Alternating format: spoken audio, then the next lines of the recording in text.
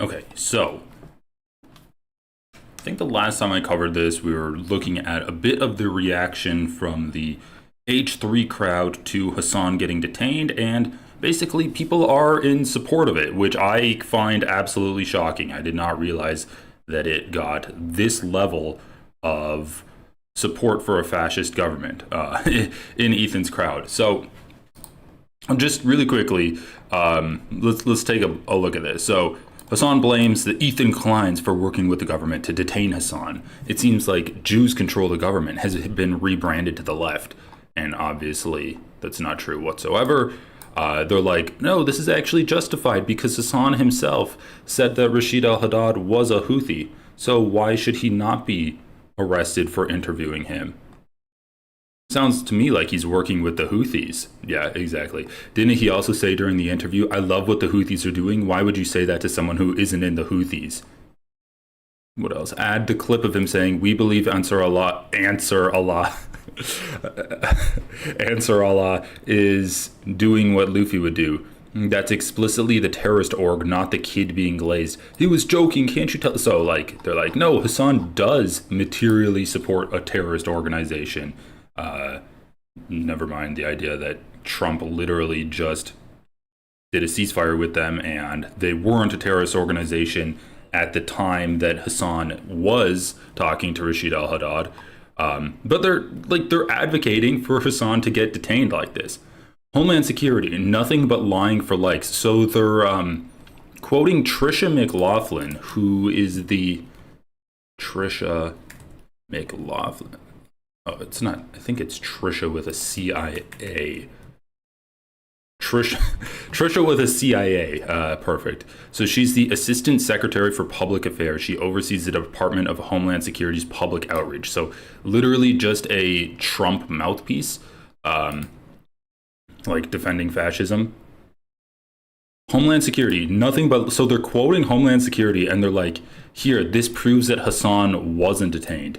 If this was anyone but him, I would give him the benefit of the doubt. But Hassan picks or it didn't happen, which, first of all, he has literally... This is something that Ethan Klein has said is something that Hassan advocates for, like picks or it didn't happen when he's talking about Israel.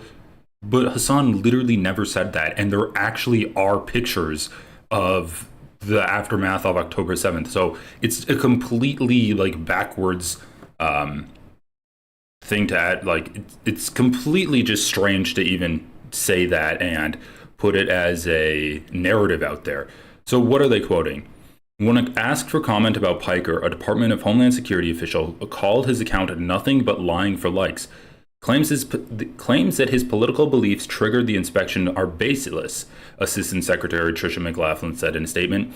Our officers are following the law, not agendas. Upon entering this country, this individual was referred for further inspection, a routine lawful process that occurs daily and can apply for any traveler. Once his inspection was complete, he was promptly released. So literally, Hassan, like they're saying that he was detained in this quote, and they're saying that, and then this guy sees nothing but lying for likes, and then he posts it.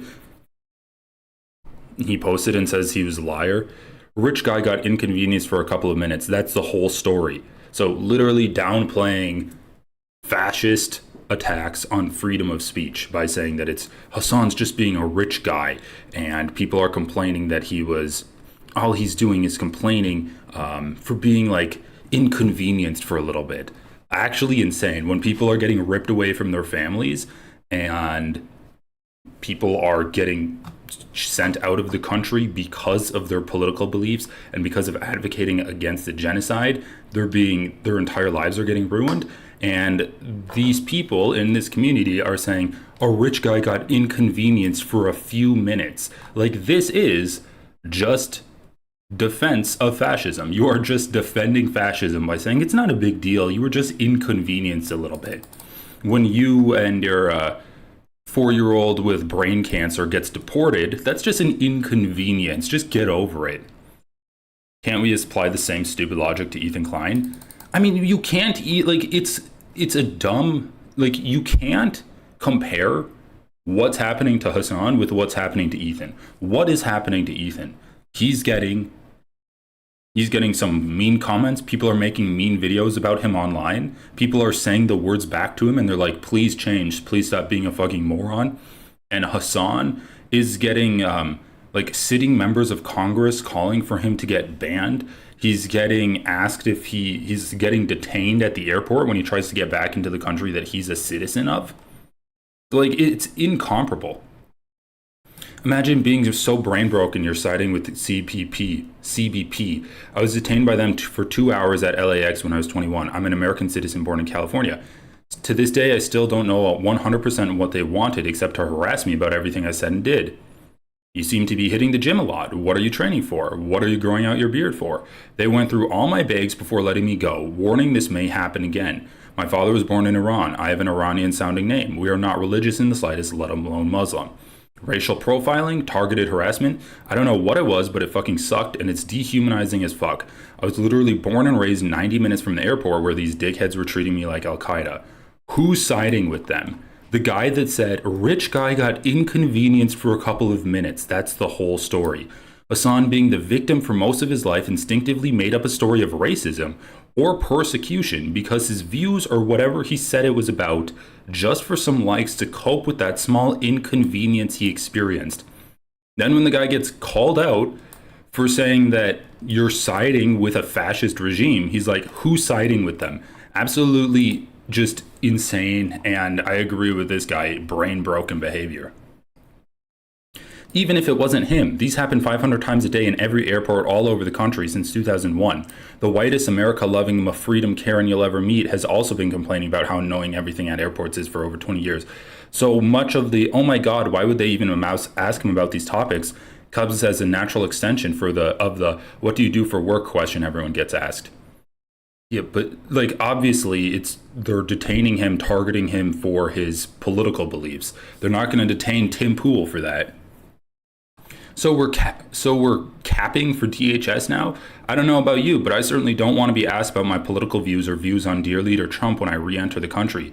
If you travel, ask yourself how you'd feel if security takes your phone and starts reading your social media accounts, because that is what's coming. So like, listen, there are still people that have a fresh breath of air and they are normal people in this community. But when you get like podcasters like Ethan Klein who don't say anything bad about what the Trump administration is doing, they only target the left, they only complain about leftists and how dangerous and how like negative Hassan is and how he shouldn't exist online anymore. And then he gets detained because of his speech that Ethan Klein has been targeting. Of course, the audience of Ethan Klein is going to applaud and they're going to support Hassan getting detained. They're like, finally, some consequences for this speech. And you have normal people that might actually have experience or watch other podcasters that talk about what Trump is doing. They're like, what the fuck are you talking about? Why? This isn't normal. This isn't a good thing that a political commentator gets detained and questioned about his views of the president. The president who's like a historically bad on freedom of speech in this country. So anyway, it's like some people are still awake to this, but Ethan Klein is dragging his audience, kicking and screaming into fascism and support of Donald Trump. I dislike that I have trouble deciding who I trust less between Hassan Parker and Trump's DHS. I hate Trump and his admin as much as many of us do, yet Hassan has instigated things that are borderline illegal. I myself have also been subjected to questions like this when I lived in and outside the US because I used to be an outspoken libertarian. Last time I went to the US in 2019, I got asked questions, but I had left the party and the ideology a couple of years before. Things like this are routine, and they open my eyes to the consequences of trolling and snarking online. I'm doubtful that this will wake up a call for Hassan. He has his head jammed up his ass so far that I doubt he'll learn any. So, like, being a libertarian and advocating for, like, bomb threats or armed takeovers of government buildings is not the same as being like, yeah, I support the Houthis doing a political maneuver in the Red Sea to try to end a genocide. And I do love that equivocation. Anyway, so let's continue.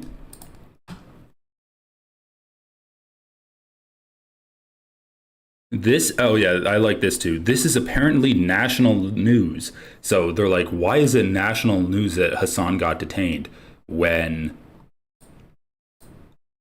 yeah, they're like, it's Hassan's PR team when there are so, like, there's every single major media corporation picked up this story and actually ran with it. So like NBC News, CNN, BBC, and like, they're just like, it's Hassan's PR team. It's just so crazy that like their hatred for Hassan has blinded them to the point where now they are where now they're like downplaying fascism. Pixar didn't happen from NBC News. Yeah, this is what we just read. Piker, who said he was global entry, the CBP program for pre-approved and low-risk travelers, addressed McLaughlin's comments on a Tuesday stream. They openly admit to it taking place, right? Saying that I'm lying for likes is very funny because they don't even deny that it took place, denying that it was a political targeting. Like, what is he lying about? They're like, this is nothing but lying for likes. Claims that his political beliefs triggered the inspection are baseless. It's like, he's lying about that his political beliefs triggered the inspection. That's provably true. Like, people have, like, Mahmoud Khalil has been detained and threatened deportation because of his political beliefs. So the fact that, like, they're saying he's lying about that is kind of comical. Here's Hassan reacting to this. Hassan claims customs stopped him for additional questioning when he re-entered the U.S. Why would Destiny do this to Hassan? DG operatives. Why would Disney do this to Hassan? You support terrorists while entering a country with a hyper-nationalist president who's ignoring courts. Why are you even in the U.S.? You could literally live anywhere on the planet. He chooses to live in a country he despises with citizens he despises. It's so fucking weird and cringe. He's a communist with a Gucci bag. Got his product kicks. Got to have his swag. Isn't he a Turkish dual citizen? Why is he paying American taxes he used to fund the genocide? Like, look at this. What the fuck is happening? I thought these guys hated Trump.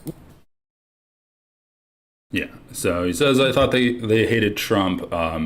They simply don't hate Trump. Like, if you get all of your information from the H3 show, you might know that Trump is vaguely bad, but you'd see this as something good that Trump did. So, like, the thing is, I want to watch a bit of the Monday episode because I find it shocking that Ethan didn't mention anything about Hassan getting detained. I'm yet to hear one coherent logical argument from that subreddit. I mean, maybe if you look really deep into the weeds, she threw no. Like sorry, a comment thread, you could find something. Like, we found some people just calling out others on like the insanity of defending Customs and Border Patrol. All right, so what are their timestamps? They talk about Ethan is taking a break. Update. Oh yeah, we really need the update on that little mutt that AB and Lena got. Steven Crowder button. Nate is on paternity leave. Steiny's wild AD. Fat Love memes. Myron Gaines. Dan lookalike. Piers Morgan's racist guest. Hassan takes Ethan out of context. Harley Morenstein calls in. So yeah, they're not going to talk about this shit at all. So let's see. Maybe they talk about it when they actually go over Hassan taking Ethan out of context. Wait, I'll pull up my favorite topic of the moment. So sorry, I don't know why Hassan attempts to deny. This person did some captions on this clip, and this is him reacting to my content nuke, which, by the way, he did not finish. That coward, that loser, that fraud, sham. He did not finish.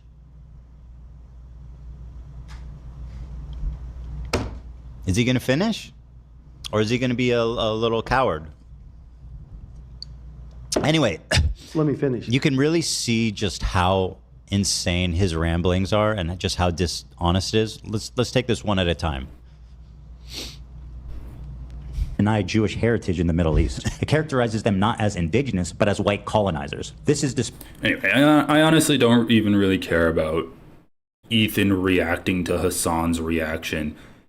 I just wanted to know if they were going to talk about Hassan getting detained at all. And it doesn't really look like there is anything, which is crazy. the fact that he doesn't talk about this when this is the express purpose of his entire months-long crusade to get Hassan banned and get him deplatformed, and then he gets detained by Customs and Border Patrol, and he's completely silent on it. So this is what I wanted to watch also today. He's getting banned 100%. So Asmongold has been like the hugest, he's been like the biggest ball coddler for Trump and a supporter of Trump's fascism. And I think he's kind of emblematic of this administration's unique form of incel power is the only thing that matters fascism that we're getting here. So I was just looking at this a little bit, and some of the comments are hilarious. The funny thing is you live a more modest life than he does, and he's the one that tries to preach that. Like, when have you ever heard Hassan say you need to live a modest life? These people just are making up whatever they can to try to attack Hassan. I bet Hassan wakes up in the middle of the night in a cold sweat from a nightmare yelling, "Asmin, at least he sleeps in a race car bed." I got banned from Apex Legends for naming my character Kyle Rittenhouse. I was perma-banned for promoting hate and violence. This was after he found out. I love this community because they're literally just like losers that get mad that people don't like them, and then they're like, yeah, I like the fact that Trump is a fascist dictator because people were mean to me one time, and now those people are mad that Trump's like persecuting them, that Trump is oppressing people, and now people like that are mad. So since I'm a loser, this makes me feel good to see other people having like shitty lives too. This is so funny. Okay, so this is a classic meme, but this is hilarious. He is so obsessed with you. Like, okay, like the irony in this comment is it's just so rich. He is obsessed with you. He saw the pregnant A art of him, and now that's all he wants. It's making him have crazy emotions. So in the same comment that someone's saying Hassan is obsessed with someone, he mentions like a piece of internet lore that I've never heard of before, where apparently there's pregnant AI art of Hassan, and this guy, like this guy knows about it, this guy thinks about it, and he's like, Hassan is obsessed with Asmongold because he saw a pregnant AI art of him. It's like, dude, I don't know if you made the AI art of Hassan, but you're definitely an enjoyer of the pregnant art of Hassan. Enough to post it in a video with 6.1k likes. This comment has 6.1k likes. Okay, dude dedicated his life to being the top political streamer and is getting bodied by a Roachman Gold being a poll streamer as a pastime and now can't cope. He's not obsessed, he's scared. You're doing what he tries to do better than he ever has. He's also scared because it's the turning of the tide. Asmon literally, okay, let's just start this. Let's start this. Hassan telling Asmon to unalive himself. So Hassan was not. So Hassan, according to this post, I don't know what this post is, Hassan told Asmongold to kill himself. Okay. Not happy. Apparently I said that, and I know exactly what made him mad in this clip, by the way. I said, the reason how I know you're not a real journalist is that Bernie Sanders won't sit down with you for more than 15 minutes. And I could, because like he's a Bernie simp, and so am I to an extent, right? And I guarantee you that's what made him mad about this whole clip. Like he didn't care about anything else. I guarantee you it was just that one thing. Is he suggesting seppuku? Okay, so right off the bat, what are we talking about? He's like, oh, I owned Hassan because I said he's not a real journalist. He's not. Dude, journalism is dead. I'm sorry. Like, he's not like a primary reporter of stories, but you could say he's a journalist. I don't give a fuck if you say that.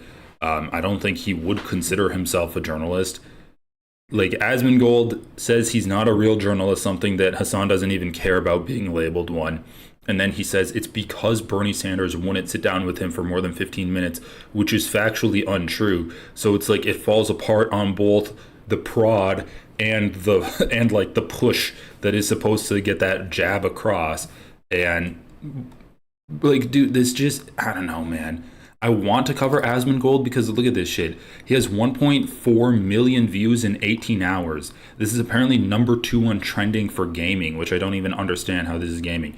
But he's so fucking dumb. Like, right, we're 30 seconds into this clip, and I don't know what the fuck he's talking about. He's just like constructed this little mind prison for himself where he's the king of it, and he, like, everything he says, he's getting one up on Hassan with.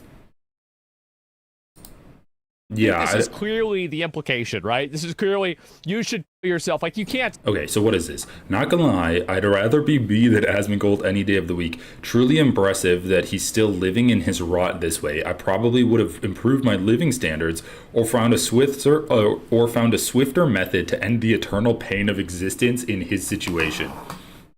Okay, this was on Twitter. Say that, right? Because it sounds bad. So you're just going to say whatever is closest to that. The thing is that if he's complaining about my living conditions, I think that he should look in the mirror, because it seems like I'm living in his head. Every single day he's tweeting about me. He's talking about me. He's thinking about me. Most of the time that I talk about... Bro, he just said if he woke up in your living conditions, he'd... find the swiftest way possible to end his existence. And now you're like, oh, it seems like you're thinking about me quite often, Hassan. Hassan, it's because he's talking... How does he have 40 minutes out of this? He really is going to drone on. I don't think I can get through all 40 of these minutes. About me. Like, that's about it, right? And then also, like yesterday... me. He's talking about me. He's thinking about me. Most of the time that I talk about Hassan, it's because he's talking about me. Like, that's about it, right? And then also, like... He literally never even talked about you. And you talked about him getting detained. And you advocated for his detention. You were a supporter of his detention. Like, the idea that, oh, Hassan only talks about Asmongold when... or Asmongold only talks about Hassan when Hassan talks about Asmongold is hilarious. Like, you were like, oh, Hassan got detained? Good. He should get deported out of this country. Yesterday, it's like my fault that you got detained by the government. And for like, what, an hour or something like this. This is it. And so... all Hassan said is that the government agents were asking him the same questions that slop tubers on YouTube and Twitch they were asking the same talking points that guys like Asmongold, Mudahar, Ethan Klein, Willie Mack, all of those fucking losers talk about. Anyway, this is what happens. So, and this, it gets even better, guys. It gets even better. So he's obviously unhappy about, I don't even know why, like, it's just probably some bullshit. And someone fair thought... He just said you are a loser and you're living in squalor. That's all. Like, that's all he said. He's not talking about any. Why is he like he's talking about some bullshit? It's pretty simple what he said. Third grade English. Someone saying I would do X in situation Y. It's not a nice thing to say. Let's be honest, right? But yeah. And so anyway, so he's acting like a crazy ex-girlfriend. I can see that. And where is it? So he actually, if you can believe this, I didn't even believe this. I had to, like, I was going to predict this, but I thought that in predicting it, it would be like such an ego move to do that I would just look like an asshole saying it. But it happened. Hassan was invited to speak at a university yesterday, and...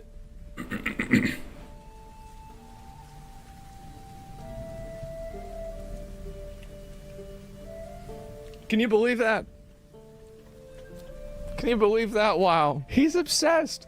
Yes, and the thing is that, and my favorite part about this, well, let me see the first part here, because there was a thing about Ethan as well. And let me go back and I can find it again. It'll take me a second, but we're going to get to it, okay? And is Justice here? Yeah, and so he talked about, apparently, I didn't see this whole thing. The first thing that Hassan mentioned in his University of Chicago talk was Ethan Klein. Naturally, right? That's what matters. I swear to God, not even my pants were that baggy in middle school when I was trying to be a goth play kid. The fucking clip. What made you, I mean, I know it's kind of natural to your interest. Why do you think talking about politics works for you on the platform? Like, what are the ways that you have learned to kind of crack that space if others haven't? Yeah, I mean, at first The reason why Hassan is popular in politics is that he's a good communicator. He's online every single day. He started with good connections. That definitely helped. And I think that he's good at reading what, I guess, his base wants. That's the reason why he's popular. Bro, oh my God. He's just such a fucking moron. Like, why do people even listen to this man? Okay, so has connections. He literally was a Twitch streamer and got like a couple of hundred views on his first Twitch stream. He says what his base wants to hear. I don't understand this argument from people. They're like, leftist streamers are captured by their audience. And the reason they say that is because if they call themselves a progressive, but then they say like something racist and they get criticized, they're like, well, I'm not audience captured. And Hassan is trying to not be racist, and so he must be audience captured. It's like they're confusing being a good person with trying to appease your audience. And it just shows the mindset that conservatives have. Like, Asmongold is constantly trying to triangulate what his audience wants to have.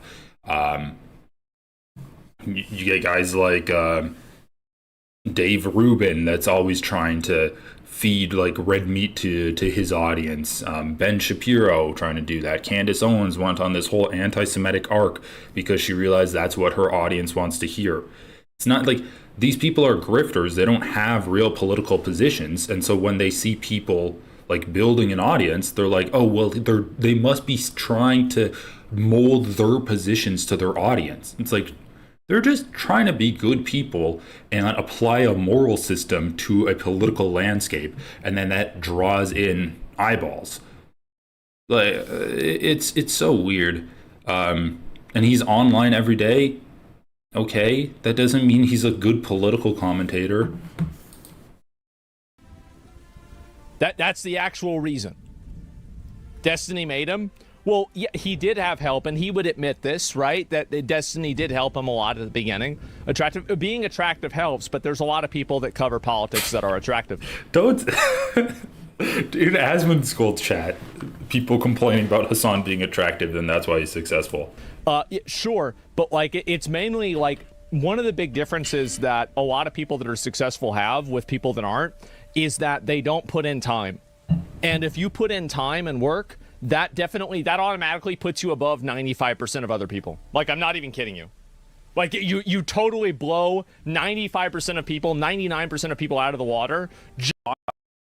People shouldn't be afraid of speaking their opinion. Yeah, I also do love the idea that Asmongold and Ethan Klein are above being talked about. Like, Asmongold and Ethan Klein, sure, I wouldn't say Ethan Klein's community is as bad as Asmongold's community yet. They're getting there.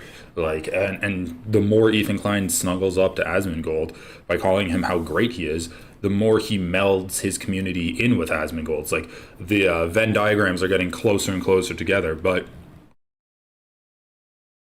they're both massive. They both have massive platforms, and they're saying dangerous ideas. So the idea of like them not, like Hassan not being able to talk about them in a political context is laughable. And the reason people are saying that Ethan is obsessed with Hassan is because Ethan's posting shit where he's like looking at Hassan in the bathtub and he's like, those glasses are fake. He's such a player. Ethan's fantasizing about how much Hassan has sex. He's like thinking about Hassan when the fires are literally burning their way towards his house, and he's making an Instagram post about Hassan. That's why people are making jokes about Ethan being obsessed with Hassan, and it just doesn't hit the same when Hassan's like, oh, Ethan's doing dangerous propaganda. Let me talk about that propaganda on my stream and try to counteract that propaganda. Or Asmongold is a piece of shit that actually supports Trump's fascist regime detaining its political opponents. Let me talk about the fact that he just supported ICE detaining me. Like, these things are not the same. Ethan Klein is literally like jerking off thinking about how hot Hassan is. And Hassan's like, you're defending a genocide that's happening. Let's talk this out. I mean, it's so dumb. Too sexy, too attractive. Yeah. Like, as it goes, like, okay, the attractiveness, like, that doesn't really matter, right, guys? Right, guys? On these men. It's like, it's shameful. What is this? The Iraq War? Like, what year is this? When was the last time? What? I thought it was like good to show that progressive politics is not shameful, that people shouldn't be afraid of speaking their opinions on these men. It's like, it's shameful. What is this? The Iraq War? Like, what year is this? When was the last time having progressive politics was shameful? Like 2005? What are we talking about? Matters. And then Asmongold became the largest political content creator. And this is my favorite part about all of these times that he's talking about me, is that every single time that he's talking about me, it's always a veiled compliment. It's about how popular I am, about... It's not... What? Dude, it wasn't a veiled... He said you're the biggest political commentator. And then you end the clip? Is that the end of the clip? The fact that, you know, truly impressive that he's living in rot this way. Like, it's kind of funny, isn't it? Well, that's not a compliment at all. That's a very unveiled insult. That all of these cases, he's complimenting me. It's about how great I am. Yeah, like, it's really kind of... Bro, he said you live in filth and he would kill himself if he found himself in that same situation. That's not a compliment. Funny. Every single time, living rent-free. Yes, exactly. Okay, so he's talking, of course, about me.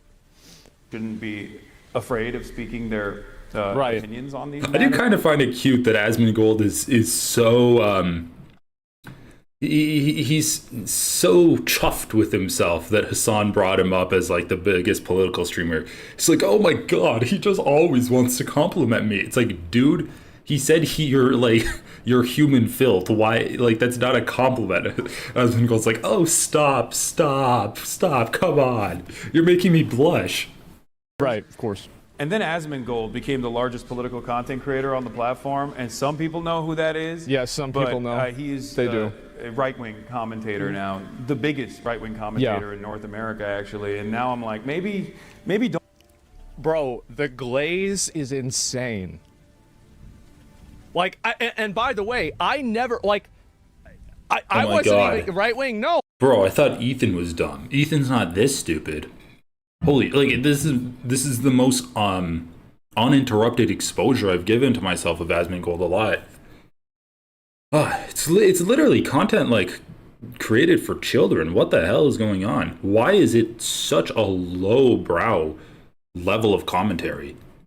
It's not a big deal, and so yeah, He's like, Asmongold's the biggest political streamer, actually the biggest right-wing commentator in North America. And Asmon's like, stop, you're gonna make me come into my pants. I can't believe you're complimenting me so much. Son, chill out. Like, you're glazing me too hard. Get my dick out of your mouth, Hassan. What the fuck?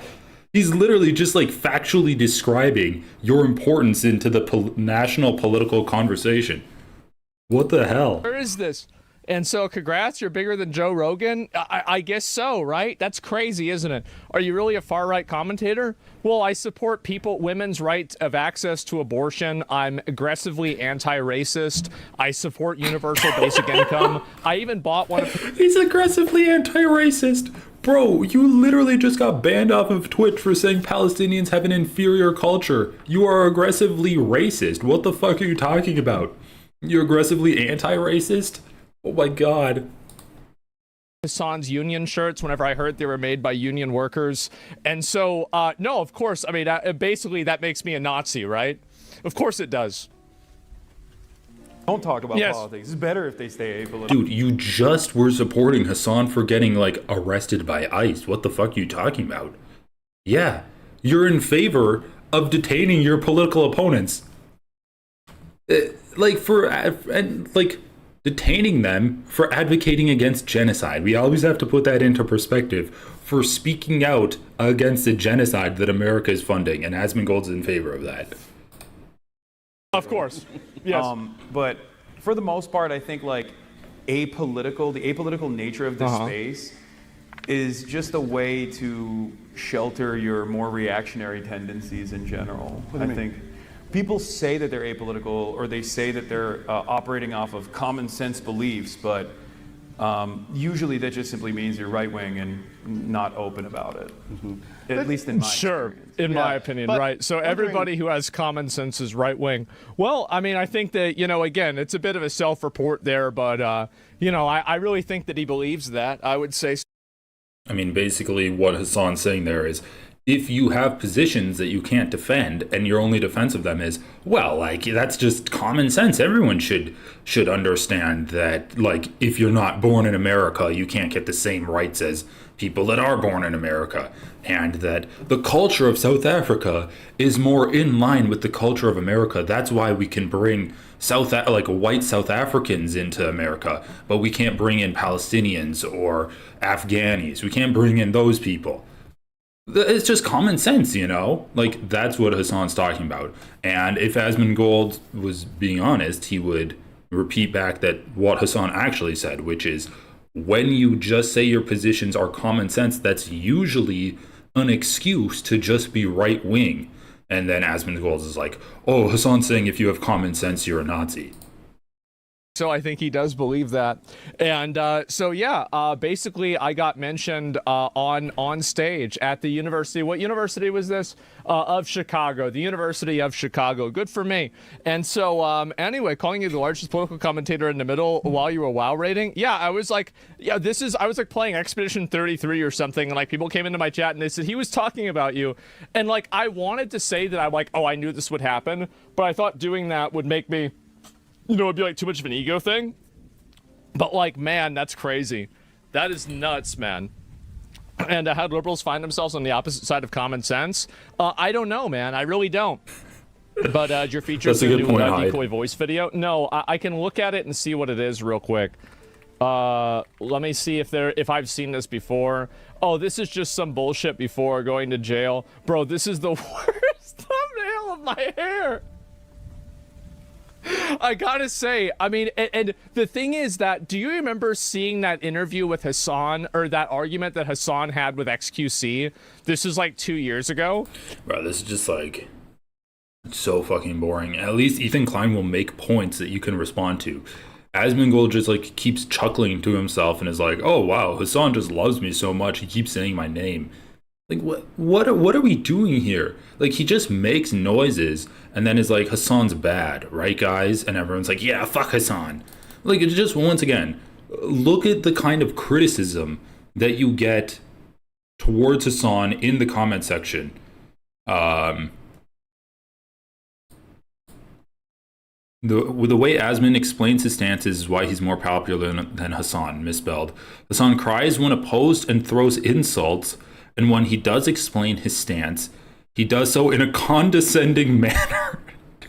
Keep has been a condescending manner.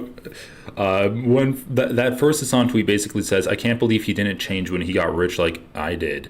I mean, Hassan wasn't gross when he was poor. When Customs releases the tape from his counter detainment, it will be a hilarious day. From his counter detainment? Why would they release the tape? He's a communist with a Gucci bag, got his product kicks, gotta have his swag. The guy buying expensive things versus the guy wearing a shirt he bought when he was 14 really shows you a lot. I can see why Asmon doesn't even get phased. Like what is this? Asmongold has had a shirt for like 20 years. That's why he doesn't get phased by Hassan. Left uses airtime for name calling. Right uses airtime for issues, logic, and common sense. Where have I seen that before? I mean, the funniest one is where's this one? Oh yeah, this one's hilarious. He is obsessed with you. He saw the pregnant AI art of him, and now that's all he wants. It's making him have crazy emotions. I just love that the fifth or sixth comment on this video is a guy fantasizing about Hassan being pregnant.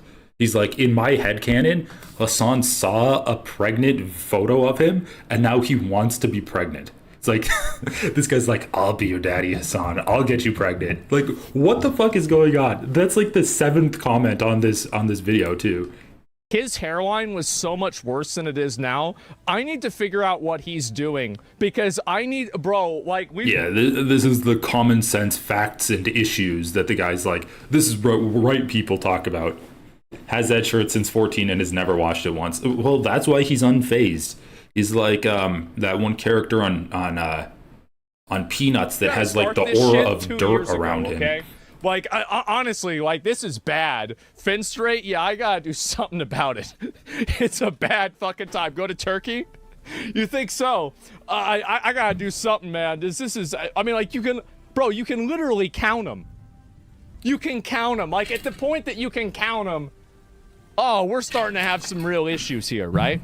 You need to support terror and then you're gonna get your hair back? Is that it? I mean, I got... Apolitical, okay? Content creators out there, slop tubers in general, or people like Asmongold, or people like, or people like Ethan Klein, like people that are just like. Why isn't he talking about Destiny anymore? Because I feel like I haven't heard Hassan bring up Destiny in days. Isn't that crazy? Oh my God. It's so painful listening to him. Angry for no discernible reason, or... Do you have a point? Do you have a point? Like, what? You're just like, isn't it crazy how he hasn't said Destiny in days? Wow. Like, he just continues to play the video. What are we... Dude. Oh my God, okay. I don't know how much I can actually cover Asmongold. It's really triggering me. I'll try to get through it. Angry for I'm not mad. Everything's fine. Whatever their own personal vendetta is. What? And they just Dude, the thing that triggers me the most about Asmongold is how clearly he thinks he's intelligent. He thinks he's so smart. He thinks he's so funny. He thinks he's above Hassad, and he can just like make these witty remarks by like saying I'm not mad in like a silly voice to his chat, and then they're gonna be like, oh my God, you roasted Hassan so badly, dude. Oh my God, like just the fucking Dunning-Kruger effect is killing me here. Basically fucking delude people into believing wrong things. They push people into believing incorrect things. Okay? Like? You don't have to agree with my positions on this, but when I tell you something about... You don't have to agree with me, but I am right. Okay, yeah, no. This... Yeah, I say the same thing. First Amendment protected speech, I'm telling you the truth. Yeah. Okay? Man, and is there more of this? This could be a little bit more. Is it the same clip? This is what is frustrating about this process.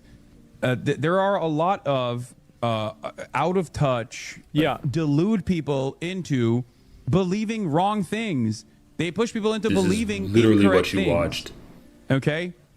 Has Hassan said thank you to the government for vetting him coming in from the other country, by the way? Has he said thank you yet? Like, what are we doing here? What are we doing here? Hassan literally just said, these people like Ethan Klein and Asmongold are having their audience believe incorrect things. You can agree with my speech, you can disagree with my speech, but what you can't say is that I should be detained or that that's illegal. That's protected under the First Amendment. So Asmongold watches that clip and he's like, do you have any examples of incorrect beliefs that I'm giving my audience? Hassan literally gives an example in the next 5 seconds. I mean, the entire video. If you watch the whole video, you would know that he's specifically talking about your fans advocating for him to get detained or deported or arrested for his speech, which is a bad thing to believe. It's also like something that people believe that like goes against the Constitution and goes against the reality of our laws. And if you do believe that Hassan should get arrested for his speech, then you're opening up the door, you're stripping yourself of rights, because then the government can arrest you for your speech as well. So Hassan says that shit. Asmongold is like, okay, I'm not gonna like listen to this at all. I'm just gonna like make fun of him. I'm just gonna make stupid noises into the microphone and my chat will laugh. let me play another video. The video is the exact same video he just watched. I don't know if he's dumb or if he just doesn't care what he's doing, but he seems to think that it's a different video, and he lets that video play. Then he pauses it, sits back, and is like, Hassan, did you thank the Trump administration for being fascist against you? Bro, he's literally a citizen of the United States. You don't have to vet citizens to come back from a trip abroad. What the fuck are you talking about? Like, this is just fascist propaganda. Being like, are you thankful? Are you thankful for our dear leader's government and his divine agents of law that he sent to protect our nation's borders from the massing hordes that are trying to break in to our glorious country? Did you say thank you, sir? This is literally J.D. Vance telling Zelensky, did you ever say thank you for this? Did you ever thank us for helping you to fight against Russia at all? It's just so fucked up. To the government for how, I mean, oh my God, if you're like a little middle schooler and you just want your gamer boy that you watch to be like, I'm gonna fight against the libs. Like, this is a repeat of the pink-haired woke SJW that's crying up into the sky, the meme from like 2016. And then all of the gamers were like, wow, like, fuck these people, look at them, they're all stupid, right? Acting like they're woke and shit, and they're actually just ugly. Let's all make fun of them. This is like a repeat of that shit, except now it's like an actual fascist government that they're supporting. So it's like if you're a middle schooler and you just want to watch your favorite gamer like dunk on people, that's what Asmongold is doing. But there's not actually any kind of substantive critiques. And when you, I don't know, if you grow up, maybe they're not going to want to watch Asmongold anymore, because I seriously don't know how you can watch Asmongold if your brain is fully formed. It's just insane to me that people would watch this. Vetting him coming in from the other country, by the way, has he said thank you yet? Not yet. I mean, he should. He should. I mean, like, they're doing their due diligence, making sure that a lot of people don't come into the country that could have bad intentions. I feel like this doesn't even make sense to me. This doesn't make sense. If you are coming into the country, like, let's say Hassan committed a crime. You're coming into the country. Why are they detaining him at the border? Why, if he committed a crime due to his speech in America, then why aren't they just trying to get him in America? Why do they have to wait until he's coming in at the border? It's laziness. That's what it is. They're not doing an investigation. Asking him questions isn't doing an investigation. If they had actual evidence of crimes that he did outside of the country, they wouldn't be, like, they would have already done the investigation and then they would have arrested him. It's like, this isn't an investigation. This is literally just a lazy detainment and a lazy intimidation attempt, because they have, like, Hassan walked into a place where Trump and his fascist cronies have direct power over. And so Hassan had to go through that place. It's simply laziness. It's not any kind of valid effort to try to stop criminals from coming into the country whatsoever. And the fact that, like, Asmongold is supporting this, I mean, it just shows how, like, stupid he is, and how the whole idea of we're going to stop crime in this country through our border patrol is fucking stupid. Like, it's the most Republican idea you can come up with, and I'm using Republican in a pejorative sense. Thank you from him once. This is outrageous. Just imagining Asmongold. Thank you, sir. Thank you, thank you. He's like Smeagol with the ring. He has a raw fish in his mouth that he caught in the ocean, and then he comes back. He's like, oh, thank you. He's like cowering in the corner. How ungrateful. Such a bootlicker, dude. How do you think this is a good look? It's so fucking disgusting. You're such like a bootlicker. You're literally being like, did you say thank you to the thugs that detained you, Hassan? Did you say thank you to the arms of the fascist regime that grasped you and detained you for 3 hours at the airport? That you didn't get down on the ground and kiss their feet? You didn't jerk off onto a picture of an AI naked Donald Trump to prove your patriotism? You didn't do that? I would have. I would have done it, Hassan. Why didn't you do that? Yeah, I mean, I don't understand this. Yes, thank you. Yeah, can't we get a thank you for this happening? Oh, and by the way, I never question whether this happened to Hassan or not. I don't know. Maybe it did. Maybe it didn't. The raw fish would smell better. Yeah, the raw fish would be an improvement on Asmongold's smell. Word for it. I'll take his word for it. I believe it happened. Sure. Why not? You don't have to take the word for it. The fucking, like, propagandist arm of the DHS said that Hassan was detained. Why are people acting like this didn't happen? And Hassan's just lying. We know the Trump administration has been detaining people. The DHS confirmed that he was detained. Why are people acting like this didn't take place? And instead, came wearing bag of clothes. I don't know. Government's out here keeping his mansion safe, and this is how he repays him. Yes, he should be saying thank you. So, I mean, let's go ahead. And again, I guess he's not happy about this, but if you have a person that, and I don't know exactly what the relationship and the things that, here, let me just actually, before he gets mad, let me just say this. I think they should let you come back, okay? I don't want them to kick you out of the country. You're an American citizen. You shouldn't get kicked out of the country. I know there's a lot of people like, oh, yeah, I want him to. Yeah, he's already mad? Wow. Who could have guessed? And anyway, so this is, I don't want them to kick you out, but I think that somebody who's had documented relations with a identified and codified terrorist organization, whether you agree with them being on the list or not, I think that if you have had relations with those groups of people, that you should have extra questioning coming back into the country.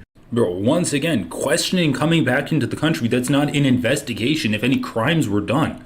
The fuck are you talking about? If it's documented that he like met with the Houthis, then why would they need to ask him questions when he's coming back in through border security?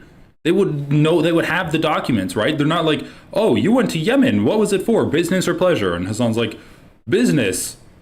Okay, well, I don't understand this. If he materially supported a terrorist organization, which the Trump administration literally just did by doing a ceasefire with them, like, I would say that if they do a ceasefire and deals with the Houthis, that's materially supporting a terrorist organization. Okay, whatever. If he did that, and you can actually say that, like, you can investigate him for crimes, questioning him at the border isn't going to do anything. The reason Hassan was detained at the border was to try to intimidate him. That's what they do to people that have views against Donald Trump. And are outspoken about it online. They try to intimidate you. They hassle you. They make it a harder experience for you to go through border security because they don't want views that are against Donald Trump to be propagated. That is their order. So the fact that, like, the DHS is saying that, oh, it wasn't because of his political views, that's complete bullshit. And Asmongold's also trying to defend that by saying that it's not because of his views. It's because they were doing an investigation to make sure that he actually didn't do any material crimes by supporting these terror groups. Dude, he went to France. What the fuck what terror group is he going to support in France? And they should be a little bit more careful about it, right? I think that's reasonable. And it's not, again, that it's not that you're not allowed back. They just want to make sure that we're on the same page. Yeah, like, what is he actually talking about his interview with Rashid al-Haddad? Oh, it's just so fucking dumb, dude. It's so stupid. Like, as far as I'm concerned, border security should only consist of documenting people and, like, getting them set up for society when they want to immigrate into the United States.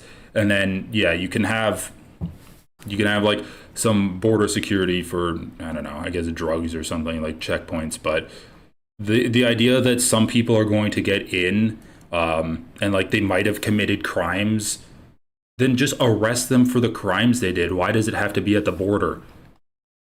Like, the whole idea of borders is stupid anyway. and everything's okay.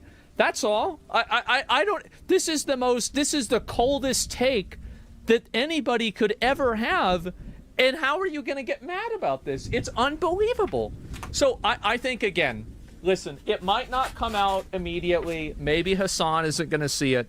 But I think that really he does owe the government a big thank you for this. Maybe, like something like that. We haven't heard him say thank you at all, that the system is actually working properly. And yeah, I don't know what to say. This is the new one, but this is the beginning. Oh, they call me a fucking cockroach. Okay. All right, let's go ahead.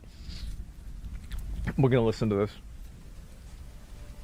All right, I don't know. It's crazy because, like, most days I only have... I can't. I can only listen to Asmongold for so long.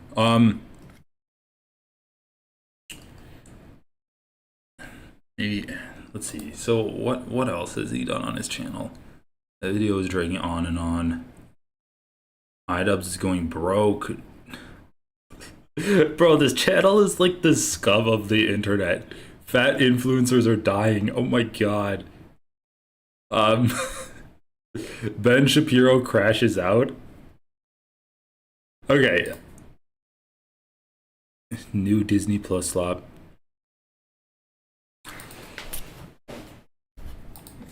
So one thing that I wanted to cover that I never actually covered was Ethan Klein's conversation with Lonerbox, because I couldn't really believe that he had Hassan on. I didn't even really see this episode. I don't know, guys. Is there anything interesting that I should cover? Denims is suing me. So apparently Denims is putting on pause, like an indefinite pause, her lawsuit. Dear Hassan, you lied again. I think that was the episode with Lonerbox. I really don't care about responding to iDubbbz's content deputy. Like, who really gives a fuck? Content deputy didn't even really say anything interesting. Oh yeah, I kind of wanted to watch this because he's regarding Denims. Gabe calls in. Denims is suing me. Right, my response to Denims' legal letter. The crew reviews Met Gala outfits. Lord of the Rings. Okay, let's watch a little bit about this.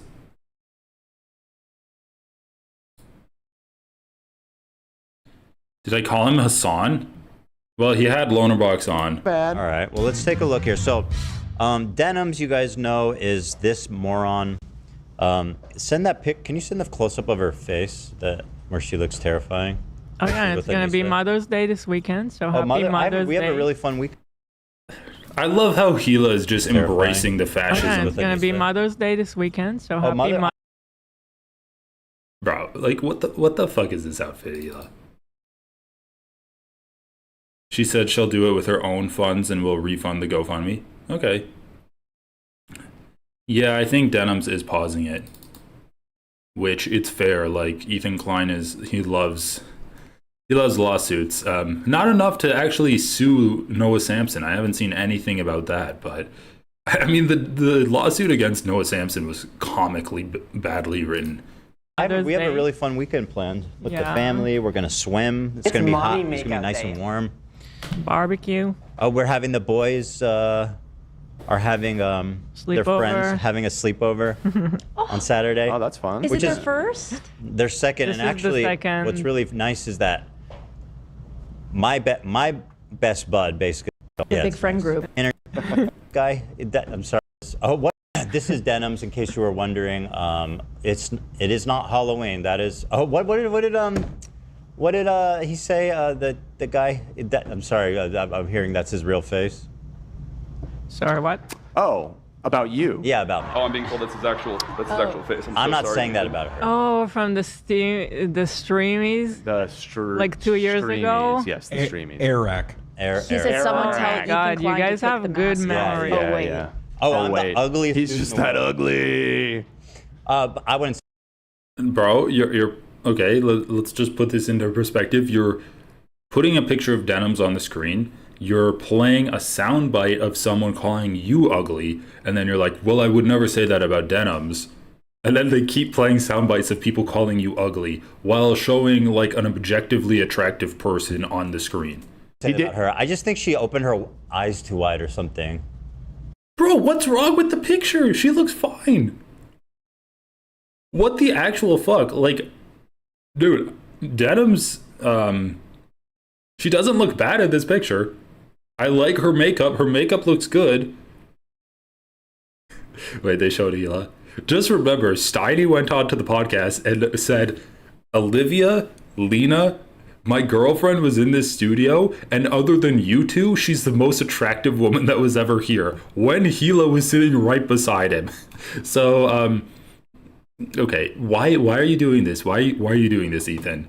Like, I don't think you're literally playing a soundbite of someone calling you ugly while putting a picture of someone on a screen and being like, aren't they ugly? Why are you trying to talk about attractiveness? Shouldn't that be irrelevant to this whole thing? Dude, wasn't she suing Denims wasn't Denims suing Ethan for defamation? And in this, he's like, Denims is so ugly here? You guys have good memory. Yeah. Oh, wait. the ugliest. He's just that ugly. I wouldn't say that about her. I just think she opened her eyes too wide or something. You know what I mean? No, I don't know what you mean. I have the same problem. You understand? Yeah. I don't understand. Just to be clear. I'm just saying, maybe Denims should go back to black hair. That was good. I've looked worse. The glasses. Yeah, the glasses. You look good today. Thank you. Looking So fly. anyway, so this is Denims, you guys, and she's the person who It's very I hold zoomed most in. responsible. Bro, I'm not going to subject you guys to the tattoo. It's very zoomed in. I can zoom in more, actually. Hold on. That doesn't make it worse. Yeah. Okay. All right, we've had enough. Go ahead. What? She's the person I hold most responsible. Bro, what was that bit? What the fuck was that bit? Oh my god. And you're trying to say that, like, people are harassing you, calling you ugly, calling your wife ugly, and you're gonna sit there and, like, throw that up there and pretend? Like, dude, you couldn't have found a worse looking picture of Denims? There's not a single worse picture of Denims that you could have pulled up? For the CPS call, as I guys showed you the timeline, 3 days before CPS was called, she was reacting to Bad Empanada's insane... Video about it? Was it a video? It was insane manic rant about my kids. Yeah, eating duties. Ban I think it was 3 days, Panda Dan. guy. Pretty sure it was 3 days. Oh, was it 2 days? It was 2 or 3 days, whatever. Before the call came in. And her chat was full of stuff like call CPS, get CPS. And so, you know, instead of apologizing, right, to her victim, she's decided to sue me. Oh my god. Which is generally frowned upon. Bro, oh my god. This is so stupid. Ethan is sitting there saying that Denims watched a video of someone that made a video about me talking about how my kids are rolling around and eating my dog's shit. She should apologize to me. Insane. I'm her victim and she should apologize. To sue your victim instead of just apologizing. But she is a terrible person. She's a vile person. She's a talentless person. She is a hack, a loser. And she's, I mean, so much so, she's trying to crowdfund money to sue me. And let me just say that I just don't think anyone cares about you, girl.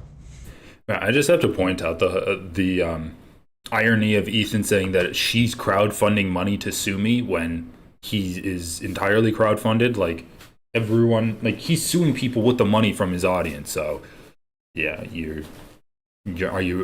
is that going to be a big point of contention that she's crowdfunding money? I don't think you have nearly enough money to sue me.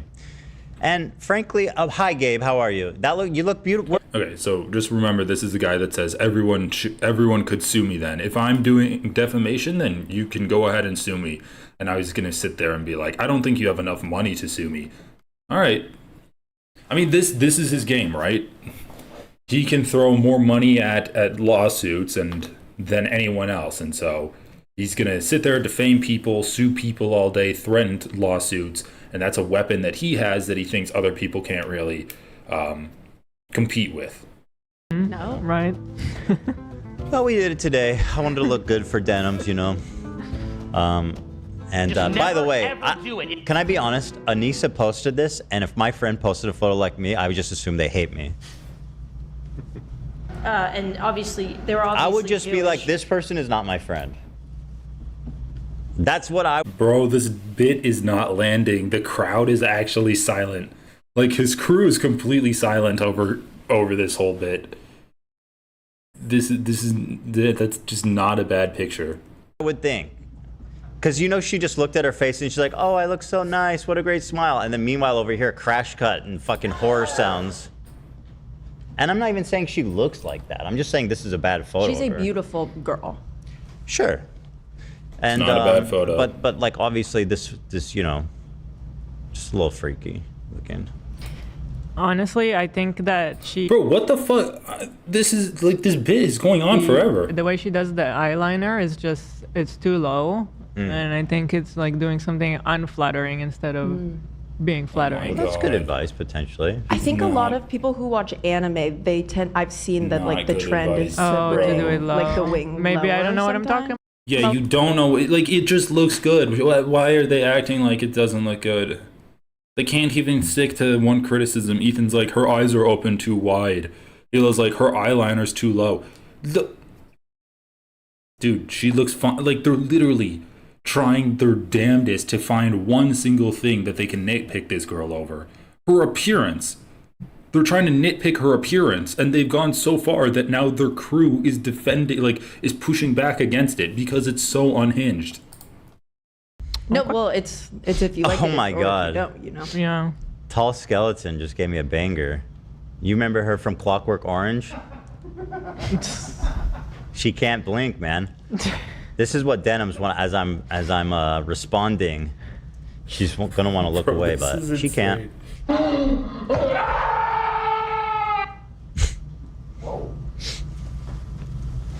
Anywho, desist. I'm gonna read that, and we responded. I didn't even want to respond, but we decided to just send like a really low effort response because I didn't even want to wait. Why would your law team send a low effort response? That's weird.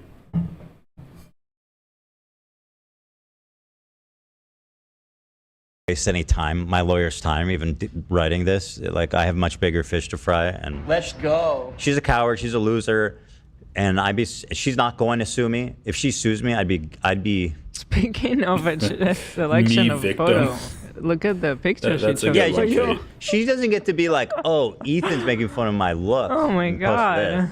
Jeez Louise. Is this what is this? Maybe the. Dude, I'm sorry, but any pause screen with you in the frame is gonna look something similar to that. So, and you're just mad. Okay, it's not like she zoomed in and spent 10 minutes talking about how fucking ugly you were. Evil Jew? Is that what she's trying to say? No, I don't think so. It's probably because you're Jewish. It's probably a stretch. Damn you, Jews! But anyway, she did a big push. She asked for $150,000, and this dumbass moron loser who nobody gives a fuck about didn't raise 21%, $30,000. That is not even close enough to sue me. I wish you all the best. And by the way, when she doesn't sue me, I hope that all you suckers that donated to this ask, where's your money? That's all I'm saying. That's what I was gonna ask you. So first of all, she gave us a letter, which means right? nothing. Yeah. Cease and desist. She gave us a cease and desist. No. Which means nothing. Okay, well, you sent a cease and desist letter to Noah Sampson, which you said meant a lot, but now you're saying a cease and desist letter means nothing? What is she already like collecting money for? Exactly. That's why I'm like, you shouldn't. She's already collecting money. But here she says, if she sues me, she'll use it. If she doesn't, she'll. Here, I'll read it here. Okay. Ethan lied about me supporting CPS coming to his home. If he doesn't retract, this GoFundMe is for legal fees to hold him responsible for his lies. Imagine suing your victim. I mean, how despicable does it get? And by the way, you guys want to know something really funny? iDubbbz reposted this on Twitter. This guy is such a pathetic moron. He can't keep track of his own bullshit. Yeah. He goes, Ethan, suing is for like dumb, rich out-of-touch morons. And then his friend sues me preemptively, by the way. I have not filed any legal claims against her. Dude, get to the actual point. Get to the substance. You haven't even read like the description of the GoFundMe yet. Oh, now he's looking over the donations. Words of support. Oh, they said free Palestine in the words of support. First of all, wait, where did the terrorist dog come from? This is so just to show that everyone loves us. This is the other side of the aisle. Terrorist supporter. Yeah, the dog's a terrorist supporter. That's okay. You've gone too far. Okay. What year? Come on. Get to the letter. What did they hit the button for? This morning. Let's see. Katie Lee, 50 gift. Of course, being a you check before you give her the benefit of the doubt on anything. Okay, I guess. I seem to recall seeing that. It's not a benefit of the doubt thing. Well, remember we gave them the benefit of the doubt on the sword, and then. And then what? All right, I'm pulling this up. So. Oh yeah, and then they started hailing Hitler, and then they started spouting that like fascist Nazi ideology. And then what, Hila? You gave them the benefit of the doubt on the sword, and then what? You're just like, nah, fuck it. We're just gonna play victim anyway for that. I'll say this. Oh my God. You're taking out the mic. What do you want me to do? Reopen it? Okay, I open her letter. Now, Denham's, of course, being a disgusting human being, didn't retract my home address, number, email, or anything. Of course, we retracted her legal name. I think it was retracted on her stream. Are you sure? Double check that. The letter itself isn't retracted. I'm almost certain. Why don't you check before you give her the benefit of the doubt on anything? Okay, I guess. I seem to recall seeing. Ethan, you just made a positive claim. Like, you should be the one that has the information. If you make a claim, you should be the one that like has the information to back that up. Okay? Which is maybe you should have buttoned that moment. That it's not a benefit of the doubt thing. Well, remember we gave them the benefit of the doubt on the sword, and then All right, I'm pulling this up. So right, well, let me oh my God. Let me check. Anyway, don't show my screen for a sec. I'm just gonna. So she has the letterhead here with the lawyer's name. Yeah, it's retracted. Yeah. Also, the link she linked it in her GoFundMe, and it's retracted there too. Retracted. So this is the one that we were sent directly. Okay. Yeah, I meant to include the retracted one. Right. I know. Why are they saying retracted? That would imply that she had it and then she pulled it back. It's redacted, not retracted. I thought this was her version. In But fact, anyway. can you just link that? Yeah. Here, we're sending you the redacted one right now. Okay. There you go.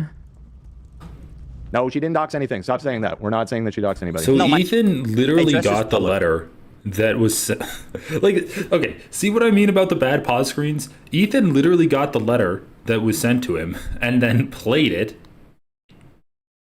Or he got the letter and then he saw his name, his address, and then he thought that Denham's streamed that version of the letter and then accused her of doxing him. Like, dude, this is what people are talking about. You're insanely sloppy with your work on this podcast, and you just lie without any kind of evidence whatsoever. That's why Denham's is suing you for this exact thing. I don't even give a fuck. It's not public. Stop saying that. It's true. I hate to say it, but it is fucking true. Yeah, if you're a creep, but yeah, it's not like on Google easily. Just stop. Listen, I wish it weren't so, okay? Okay. These people have been fucking with me for a long enough time, okay? It's not hard. It's fine. I'm not trying to like publicize it even more. Yeah, sure, fair enough. So anyway, she retracted, whatever this stuff here. Demand for public retraction of false publication. Dear Mr. Klein, our law firm is a legal counsel to social media commentator and content creator Denham's. By the way, they don't even use her name, which I think is like so cringy and ridiculous. Apparently her name is like a secret. I don't know. I mean, obviously we have her full name, but we redacted it. But don't you have to in the legal documents? Well, this isn't an actual legal document. Yes, she would have to disclose her name. I'm pretty sure. Right. But anyway, whatever. It has come. But isn't that funny? Denham's. It's like, I'm sorry, who? The jeans is suing me? What Denham? It has come to our attention that in response to an apparent CPS visit to your home in or around March 25, you published numerous false statements on your YouTube channel. Oh, really? Which reached millions of viewers and listeners. Thank you for saying that. Thanks for noticing. Rich? You know what? It's more about, I think it's more her lawyer that I'm buddying. Bro, what the fuck? This is like the same shit that we were seeing with Asmongold, where Asmon's like, oh, you mentioned me? That's so great. I can't believe you're glazing me so much. Like, dude, these people are so weird. Like, you comment about how big their platform is, and they're like, wow, stop complimenting me. You're being too kind. It's not, they're not glazing you, they're not complimenting you. They're trying to describe how much harm your platform can do when it's spreading misinformation. That I think is dope. Yeah, true. Stating either that Denims herself filed the CPS report, never said that, morons, idiots, losers, pathetic, liars, resulting in the, what do you think that, Let's keep reading. resulting in the improvident CPS visit to your home, or that Denims caused others to do so, among our other things you stated. Denims is participating in the CPS lie, not defamatory, literally a totally fair statement. She is participating in the lie. Yeah. 100%. What lie? In this CPS lie? Like, actually what lie? I would love for them to, like, break that down. What does that mean, this CPS lie? Because it sounds like the only lie you're talking about is that the guy who called CPS on you was lying to the agents by saying that your children are in danger. Maybe that could have been the lie. But what's the other lie? That CPS should be called on your house? Because if that's the lie you're referring to, and you're saying Denims is participating in it, then that is defamation, because Denims never said CPS should be called on your house. Denims endorsed this. Clearly, as you can see, she's not moderating this at all, and it's pretty much 100% of the comments saying call CPS on them, their kids should be taken away. Yeah. This is actually pathetically moronic that you think this is I can't believe the lawyer even agreed to write this, frankly. This is just humiliating for them. This is the best they've got. March 11, you repeatedly insinuated that Denims was responsible for CPS call, labeling her the real villain of the video. Yes. Okay. I said she's the real villain of the video. I didn't say that she made the call. Yeah. You gave me that. God damn it. Oh, shit. Oh, God. Hopefully the button didn't even work. It did. 10 toes down. I'm saying, yeah, I'm 10 toes down on this one. I don't know how much got cut. I'll read the last part again. That was the funniest delivery you've ever had about hitting the button. Yeah. She deserves no grace Not from even me. what you said, just the, oh, fuck it, and you hit the button. She said you repeatedly insinuated I gave Ethan the crickets look. What happened? You repeatedly insinuated that Denims was responsible for the CPS call, labeling her the real villain of the video. Absolutely, 100%. She is the real villain of the video, obviously, in my opinion. That doesn't mean she made the call. She didn't have to. You also stated she has been a very nasty, pathetic, lying, just a horrible, disgusting person. That is literally protected speech. And I would even add to that. She's a nasty, pathetic liar and a horrible, disgusting person. And also, she's a bad streamer. She's talented. No, but read why. Because you believe she was behind this CPS call. So they're not saying you can't call her a horrible person. You're saying that, like, you're saying she is a horrible person because she was behind the CPS call. So when you're calling her a horrible, disgusting person, you are once again stating that she was behind the CPS call. Okay. She's a loser. She also is. Well, you can leave it there. Yeah. I mean, well, I keep going. I know you can, but we got lots to do today. We do need to move this So on. in summary, their best examples of me defaming her is saying she participated in CPS lie, not defamation. She endorsed this because she's not moderating her chat, not defamation. That's literally actually provable true. Just look at the fucking video. Oh my god. And yeah, she has the chutzpah. Now to send me a letter. She put out a video saying Ethan retract or lawyer up. I guess she was parodying what I told Noah. You can't tell someone to lawyer up who's lawyered up. I'm the most lawyered up person on YouTube. Re-up. It's time to re-up. I don't even need to re-up. My lawyers are already up. He's never been down. It's been a few years now. Lawyer up. Your lawyer's bank account is what's up. Yeah, I know. It's okay. He does good work. I like him. For me, giving the lawyer all my money is just the American dream. Sure. Let's go. It means I've made it. Yeah. Okay. I love just giving tens, hundreds of thousands of dollars. Now she's apparently going to join that American dream with us. By the way, my attorney deserves it. I don't want to suggest otherwise. This guy works as I wonder, and you don't have to answer, but I'm curious if he's like your concierge at this point, like where he dropped everyone else into practice and just focusing on you. Frankly, I don't know how he has time for anything else. Yeah. I'm definitely not his only client, but I don't know how he has time for anything else at this rate.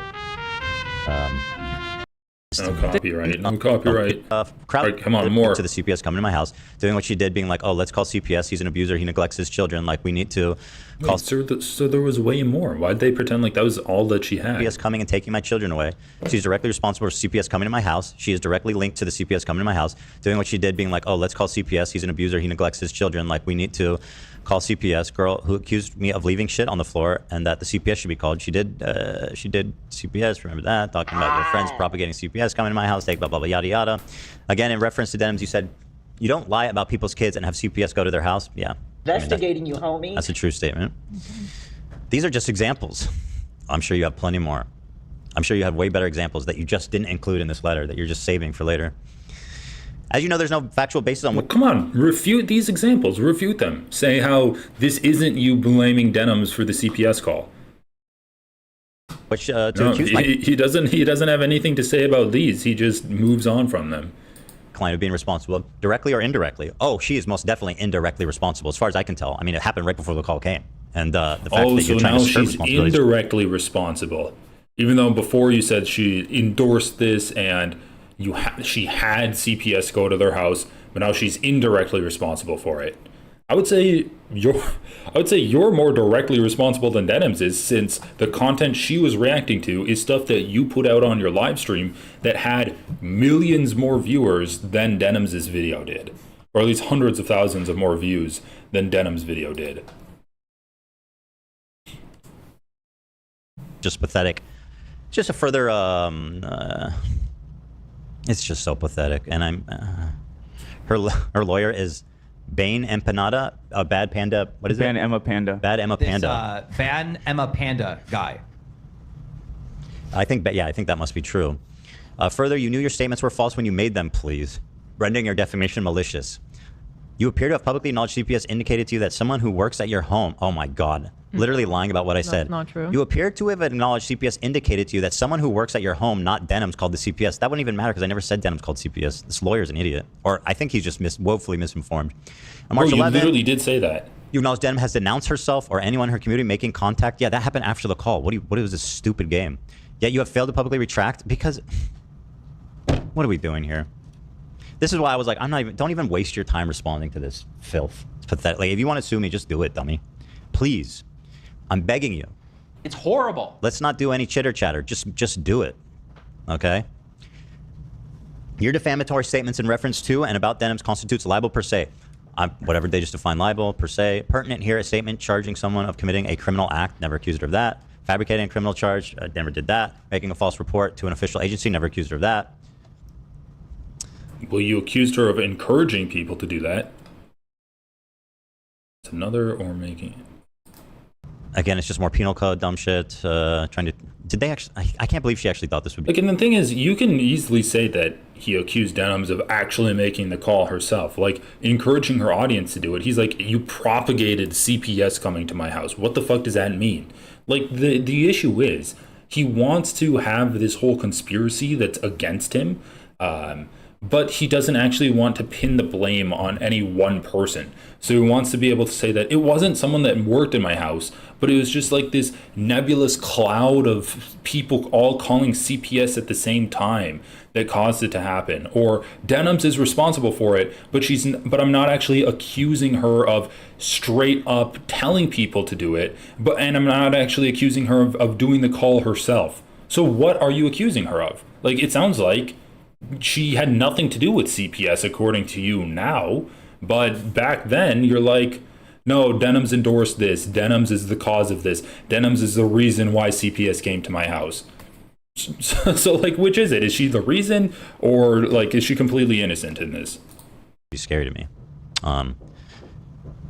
Notably, your false inflammatory accusation against Denim have resulted in gravely concerning and threatening communications from the public. Yeah, I'm sure. By the way, her business is really suffering. She's like literally just making money, hand over fist. Just got $30,000 from a bunch of suckers. Yeah. Her business is really damaged from all this. She says, blah, blah, blah. For these reasons, because we request you immediately retract your false statements. Okay, so now you're saying that there's no impact of damages from defamation if you're making money. So then why are you suing Noah Samson at all? Like, he was just making the point that she only had 30K, and now you're like, oh, and your business is really suffering. You just made like 30K in like a few days. You're doing so well. 10 minutes ago, you just said that she wasn't doing well because she only had 30K. Request that the foregoing retraction and correction be made within the next 10 days. That's a very generous amount of time. Sounds like somebody that doesn't actually want to sue. I gave you 365 days to respond.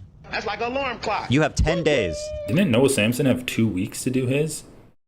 And you didn't end up suing Noah Samson. Okay, let's see what else he has to say here. The corrective statements, you should blah blah blah yada yada. So that's it. So that's the letter we got, and I think it's very fun and it's very funny. And it's very great. Really, you're not the laughing. great thing is, like, let's say, like, theoretically, I am planning legal action against Denims. I haven't filed anything against her. What's this ad? They didn't need that. MyHeritage.com ethnicity estimate, dude. What the fuck is this shit? What the fuck is this shit? Oh, now you can be provably white. What? Why do people care about that again? We'll show you what part of the world you can most identify with due to your genetic heritage. For me. Okay. Just in general, I wonder if Ethan Klein got that sponsorship because he was like talking to Sam Cedar and he's like, I'm 99.3% Ashkenazi. Have you ever gotten that test, Sam? And Sam's like, no, I don't really give a fuck. And then like a few weeks later, he's getting sponsored by myheritage.com. Anyone in the audience, because I don't want to miss anything. So if you know of any, or if you want to help us look, you can send it to us on Discord, Dan. Can you hold up the I have Tourette's sign? Oh, I don't have that one. Oh no. Oh no, that has the wrong. Oh, there you go. Yeah. Thank you, Nate. That's actually good to pull up. Yeah, I had the sniffing thing was getting kind of crazy. Yeah, Reddit. Okay. It sucks. Wow, is Ethan ableist? Why would he say that he was sniffing too much?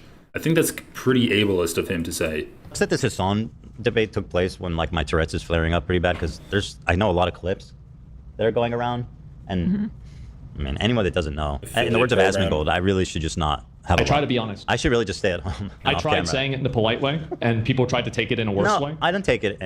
Honestly, I didn't. I tell people the truth, even if they don't want to hear it. We don't need the truth. We understood It the shouldn't first. be the truth, but that's the truth. We only want the truth here. It's fine. I'm genuinely not mad at him at all. He's That's just great for you. Actually, no, but on a serious note, when they were watching the debate, they did have a disclaimer. They're like, be nice, he has Tourette's. Yeah. Oh, that's nice. I saw some of it. Oh, thank you so much. Yeah, Esmond's, I saw his mods finally were. And I think that's a really nice thing to do. It was really nice. I've never made fun of Ethan for that. Here, I need this. Yeah, Love's on it. He prints a new one every day now. We have it.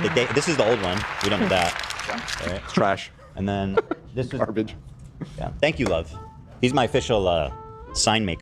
Bro, they just said Asmongold's community is so ableist that they needed to moderate their chat and say, don't be mean, he has Tourette's. They're like, he's so nice, he's such a good guy. Bro, his community is literally making fun of, like, he just said you should cut out your Tourette's syndrome. And now you're like, but don't worry, his mod said, be nice, guys, he has Tourette's. Asmongold literally was just like, no, I'm ableist, and I think people should be ableist against you, and you should just stop having Tourette's so that you get more viewers and you're taken more seriously. But now they're running defense for this motherfucker? They're saying that his mods are nice because they're saying, don't be mean, he has Tourette's? I go on. But you could, in the meantime, Nate, put up the disclaimer, please. I think that was the relevant part of this. Let me see. Let me just. Yeah, let us know, because I'd love to sue her for defamation, amongst other things. Yeah. So let's see here. Bro, what is happening here? Contribution to the CPS incident by beginning her video with quote, Ethan Klein threatened to sue me. Let's take a look at that. Ethan Klein threatened to sue me and various other people for talking about the clip of him saying that he thinks his son has Giardia from just, being a toddler, putting a bunch of stuff in his mouth. And other people have noted that he's talked about his dog not being the cleanest dog. Now, it has since come out. Now, in this video, she appears to be doubling down on the insinuation that my kids are being abused. Once again, how would this have any relevance? Like, this came out after the CPS call. This isn't evidence of her encouraging people to call CPS on you because you haven't had calls since then. This came out after the CPS call. in a filthy, shit-ridden house, which is run by, also simultaneously run by maids and nannies. Mm-hmm. I think that he's saying that no one has Giardia, and I guess everyone just had diarrhea, which is just like, thanks for telling us. Oh, please, acting like you're not interested. You've been talking about it this whole time.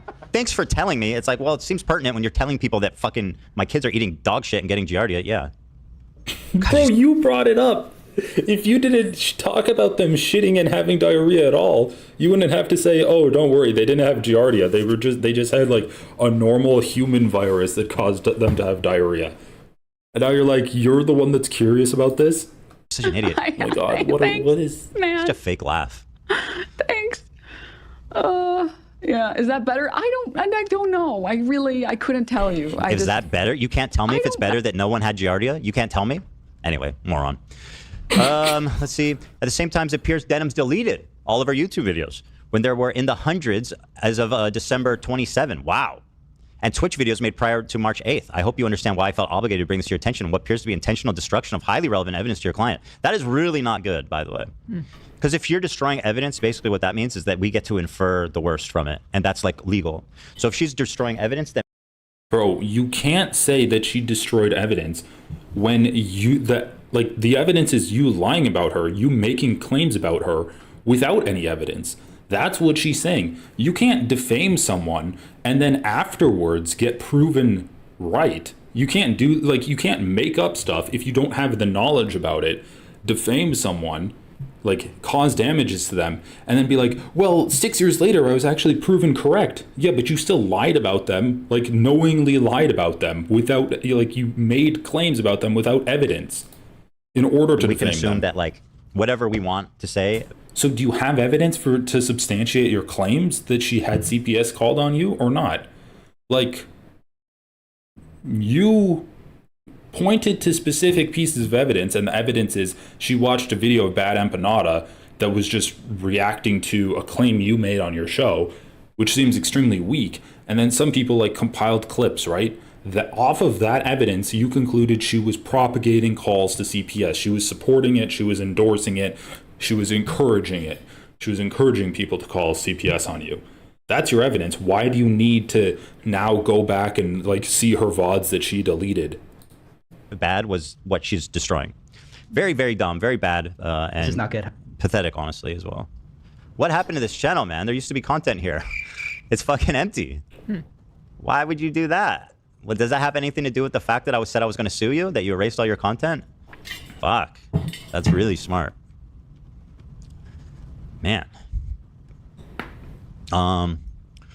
Let's see here. Additionally, if you haven't already, it would be very insightful for you to watch some brief clips demonstrating your client's contribution and endorsement of the CPS incident. Yeah, due to your there's client's a fan channel. That's a good point, too. Spoliation, the only clips of these posts exist in Reddit posts or Denham's fan channel that reposts her content. Here's a clip from March 1st. This 2-minute clip is from a stream your client made 2 days prior to CPS receiving the fraudulent call. Let's take a look. Bro, I'm sorry. It's just so funny to me that like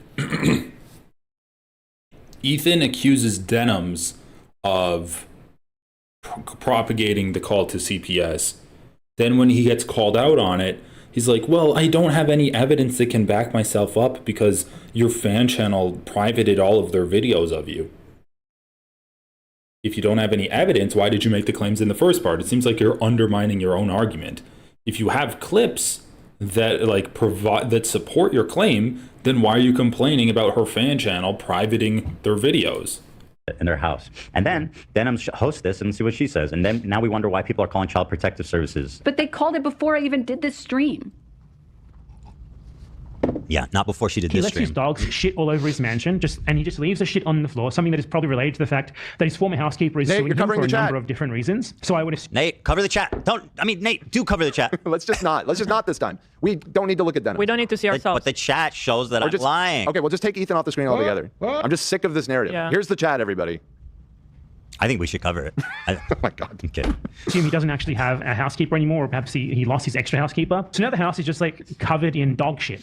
And he has kids, and his kids like crawl into the dog shit, and God forbid, I don't know what they do with it. I don't know if they eat it or if it's just from like contact with it with their hands or something, but they contracted a parasite that I had previously never heard of in my life called Giardia. And like, girl, I'm sorry, but This is disgusting. You are a vile, disgusting human being for this. How dare you try to sue me? I cannot believe the chutzpah, the disgusting, vile display. Bro, she hasn't said anything.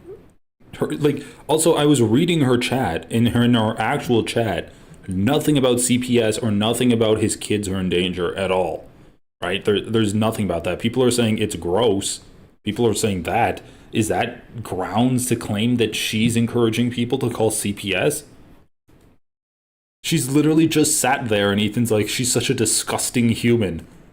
How dare you try to sue me? I cannot believe the chutzpah, the disgusting, vile display. It actually looks like he's about to cry. And trust me, some of us, when we say something, we mean it. You didn't sue Noah Sampson. You shut the what, dude? This is comical. You're saying that when we say something, we mean it. When you released the most ridiculous cease and desist letter, or towards Noah Sampson, and then the deadline passed like a month ago, and you haven't done shit since then. And Denims. Oh wow, Freudian slip there. Look forward to the fun times ahead for us both. Bro, you're literally getting sued by like I don't even know, but very fun time. You're literally getting sued right now. Like what are you talking about?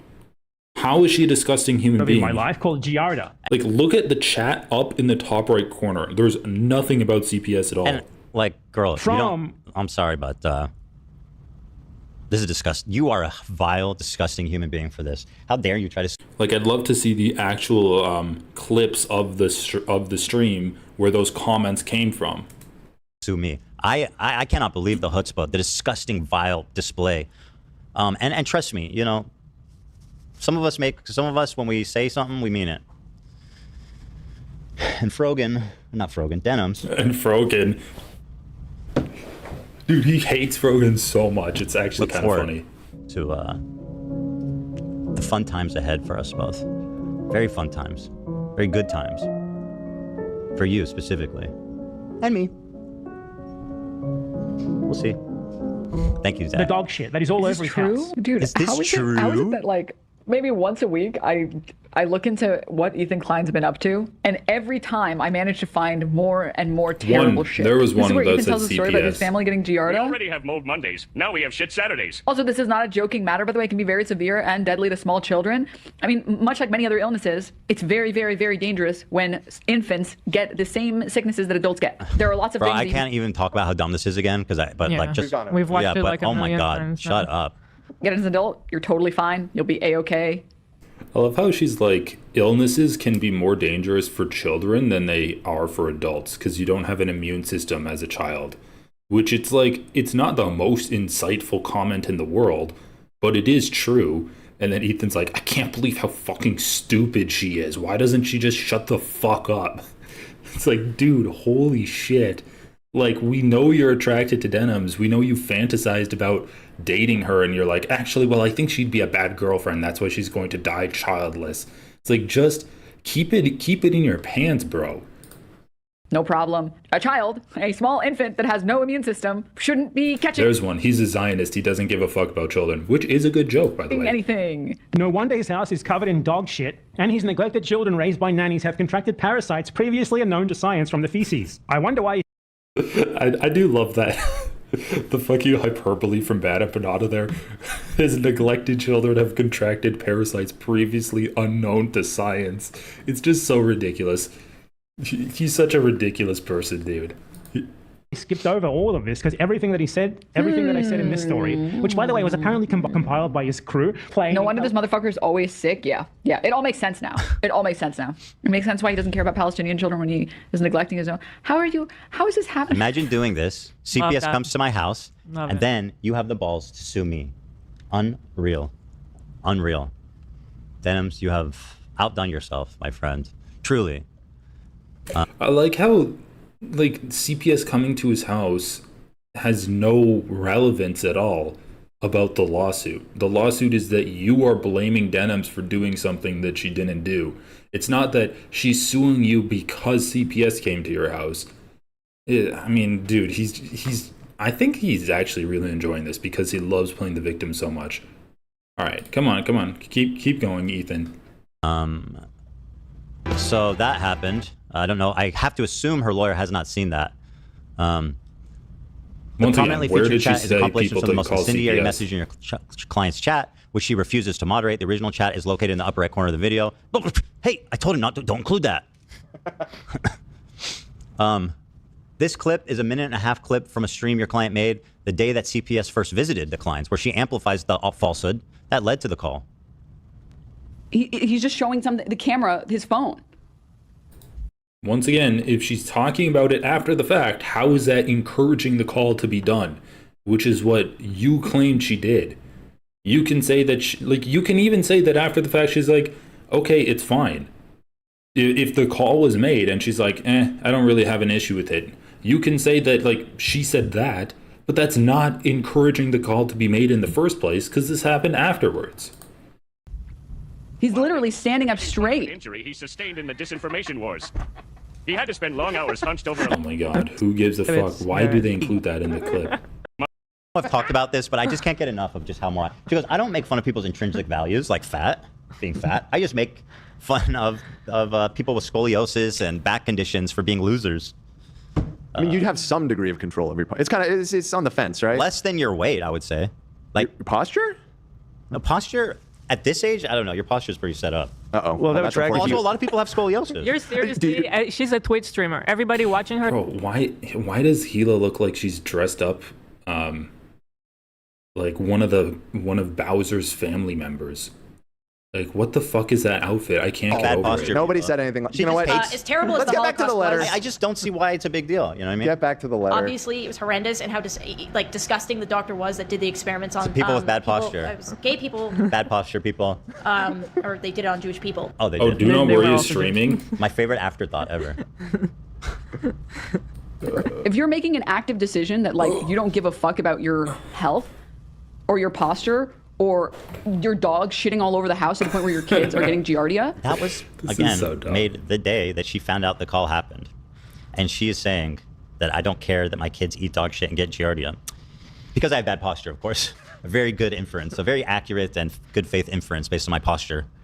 It wasn't based off of and she's suing. It wasn't based off of your posture. It was based off of you telling a humorous story that you admit is that you were trying to get laughs off of to your podcast crew about your kids all getting sick because of the shit from on the ground from your dogs. She's threatening to sue me for defamation. If you need a better example of how pathetically divorced from reality these snark people are, it's this. The fact that she even raised $30,000 is just tells you everything you need to know about this whole situation. Oh, brother. You think they're going to ask for that money back when she doesn't sue me? She said she would refund it. I don't know. I mean, she certainly wouldn't be the first person to keep it, you know? Who's done that? Bro, she literally said she would refund it in the GoFundMe description. I think Keffels was accused of doing that. She was. She was accused. I don't know that. I think she was accused. She was raised money for trans kids. I don't know the details. I've been seeing that in chat. $100,000, and then she just took the money. Wasn't it for just being harassed and having to move a bunch of times or something like that? I don't know. I was not I can look into it. We don't know the details though, so I don't know the details. Yeah, let's not talk about something we don't know. Wow. I'm just saying. She denims can walk with giants among men, the greats. That's the image of someone who is not well. Just slouching over, girl. Yeah. It's not that serious. Also, I'm leaning over to do something Wait, to the camera. Denims? Wait, what? Wait, what? You guys didn't know about this? Yeah. You guys didn't know about what, Denims? The dog shit? Oh, you're telling them that and saying, oh, you guys didn't know this? Like an assertion of fact? Uh-huh. Doubling down on it after you learned that the call was made? Really? You did all that on camera? And where did you get that very credible source of information? Was it the New York Times? Oh, no, it was Bad Empanada. Bad Emma Panda. Well-known, credible, not biased, not... Yeah. Denims, I hope you're feeling very dumb and silly right now. And you should feel scared. You should feel uncomfortable from legal aspect. You should feel very vulnerable legally. And you should be concerned about that. I want you to be concerned about that. Just for the record, Bad Empanada said I had over 100K in surgery to make myself more white. What? Yeah, to look less Arab. Bad Emma And he Panda. looks like... No, he's saying AB. I did. Oh, he said you. I got 100K. over 100K in surgery to look less Arab. He's such a disgusting Very credible monster. man. The white guy said that? He's not even. The thing is, he's not even Arab. Disgusting Is he? monster. I I think don't know he's what like the great. fuck he is. I think he's like a Neanderthal or something. I don't know, but I think he's probably. I don't think he's developed all the way. he's a very credible source of information. Yeah, AB would never overpay like that. He got a way better deal than that. Yeah, absolutely. I mean, listen, you're half white. But it was to make me look more Arab. Not, I did get a BBL, Oh, it was but wait. yeah. It was. Oh, right. Oh, you're telling people about the BBL now? Yeah, I didn't want to, but he put You me got in a the spot. BBL? I did get a BBL. I got 2 noticed. BBLs. I've been noticing. My left ass cheek fell out at one point. I had to get it redone. Oh, It's a process. hate when that happens. Okay. At any rate, is that true? Is that dog bit true? Yikes! And she's like, you guys didn't know about this? She's like, let you me didn't tell you know? about this factual assertion. I said it. Like, what relevance does this have at all to you blaming her for the CPS call? Let's just continue to the letter. New ticks, especially when he's very clearly mentally distressed and unwell. Okay, Right? it's not good. Our house is so clean. Mocked us for saying that. Let's see. Because we heard that there's poop on the floor. The house is spotless. Our house is so clean. What? She doesn't believe you. You expect me to believe that your house is clean? I have no words, dude. Nothing to say. Nothing to say. I know, that's pretty regular. She has nothing to say, so she just laughs like she has something interesting to say, but she won't say it because, it's just too funny. And as if what I said is so outrageous, she can't help but just laugh. I mean, it was pretty funny when you're like, yes, lots of toys. Yes, our kids have lots of toys. You say that we're abusive parents, but our children have lots of toys. Our house is very clean. Like that was pretty funny. At least like the toys part. Our house is spotless. Oh my god. That was the first thing the CPS guy said when he walked in. Yeah. Yeah. Call him and ask him. Your house That's is the very first clean. thing he said. Yeah, it's a clean house. I will vouch. We run a tight ship in there. Ah. The first thing he saw was like, wow, this house is really clean. And then he saw the doggy door. He's like, oh, and the dogs have access to the back anytime they want. What is this? I was like, yep. Yep. Oh God, I believe them. Okay, I believe them. They got a new housekeeper, and their new housekeeper really makes the place spotless. Why is that? Why is that? Why is that far-fetched? I don't know. Like, by the way, she's accusing me of leaving dog shit and letting my baby eat it. That's not far-fetched. But the fact that our house is clean is far-fetched. I don't know what she's trying to say, but like somehow no matter what we do, it's all wrong. You have a housekeeper, it's not okay. You don't have a housekeeper, it's not okay. I don't know what they want. Let's see. She mocked us for When being. did she say it's not okay if you parents. don't have a housekeeper? God, what do you do when? What? Okay, this is so fucking stupid. They're literally not even talking about this letter at all. What's? Dude, I just want to see like the evidence that Denham's encouraged CPS to be called on you. Sue Ethan Klein. Fantastic. And that's it. So thank you. Oh, other stuff. IDubbbz retweeting Denham's. You already mentioned that. Yeah, I just show this receipts. Mr. Lawsuits are what rich assholes do. I Just retweeted really Denham's. don't By the way, care at before. all. IDubbbz retweeted Denham's. Wow, that's so funny. Let's watch this. Hassan and Loner You can see it Box. from looking at the chat. You can see it from. And people A want minority- people want Lonerbox or people want Sam Cedar to debate Lonerbox now. Hassan reacted to the nuke and IDubbbz got embarrassed. Okay, Lonerbox calls in. God, he's so gross. Because Lonerbox and Ethan both pretend like they actually support Palestine, when what they advocate for is basically a pre-October 7th style situation for Palestine. If he's going to make a whole big thing about, oh, I'm going to watch the whole thing, you better watch the whole thing. No. He's currently talking about India and Pakistan. Unimportant. To be honest, probably a better topic, a more pressing issue, let's say. Why, what do you need to know? A few bombs went out. Yeah, it's just new. You apologize for that, by the way, because that's ridiculous. Yeah. Don't even think about that. Okay. Yeah, so there it is. Ian comes out immediately and is like, you know what? It was me. I picked it. And his son basically, the way he kind of reprimanded him, hey. Shame. Bro, it's like Ethan thinks talking to someone in a friendly manner is like a reprimand and drama that needs to be discussed.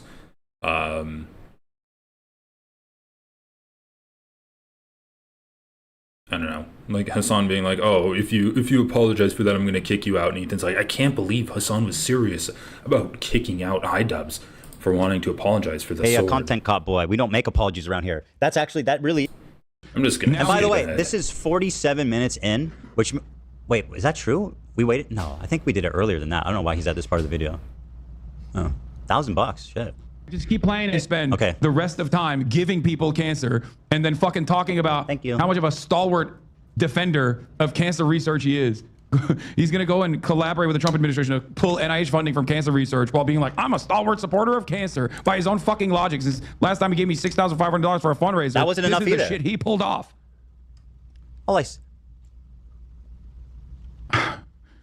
I think he is trying to kill me with this video. I'm not going to lie.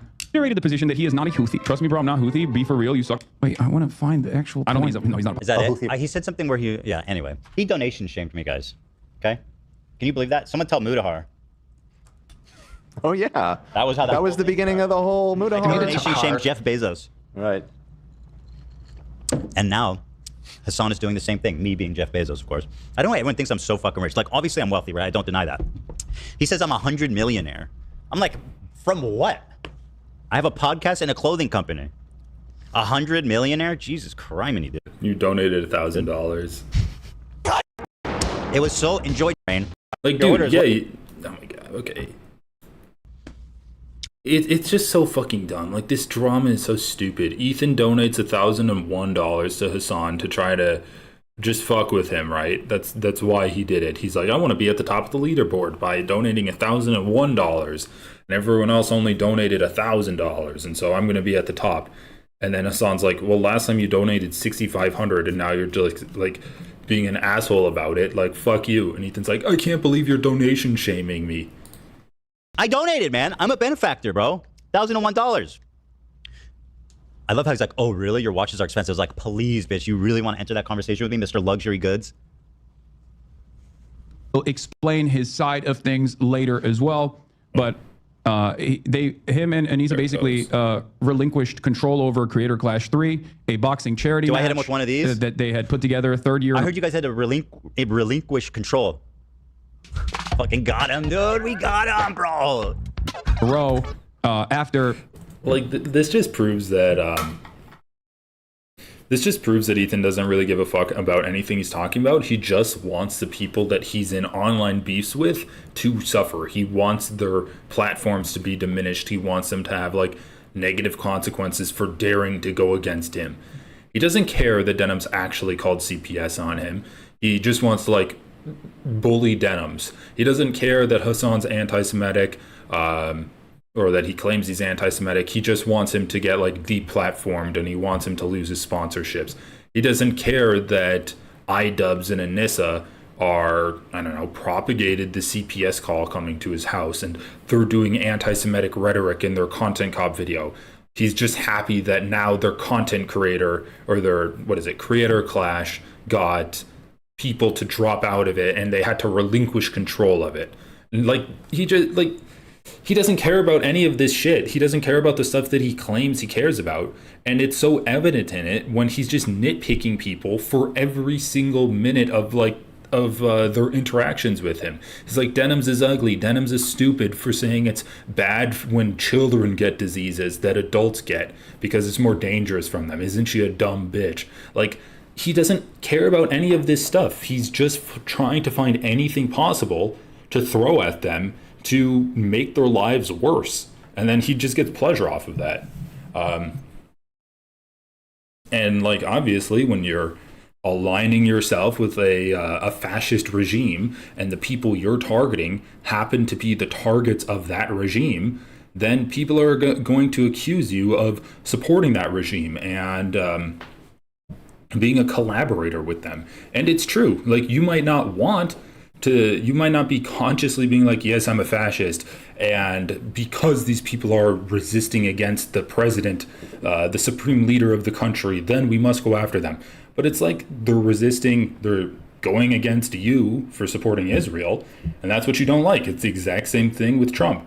People go against Trump because he's doing bad shit. He doesn't like that, so he's going against them. He's trying to deplatform them, like, quiet their speech. You're doing the exact same thing. Ethan got Lena to drop out. She was supposed to fight. What an insane fucking thing to say with zero evidence. Bro, you literally offered to get Lena to leave Creator Clash, to buy out her contract before the Content Cop video was released. Okay? That's what you were doing. And the reason you were doing that is because Ian and Anissa weren't like publicly denouncing their former editor, Froggy Tonic. That's why.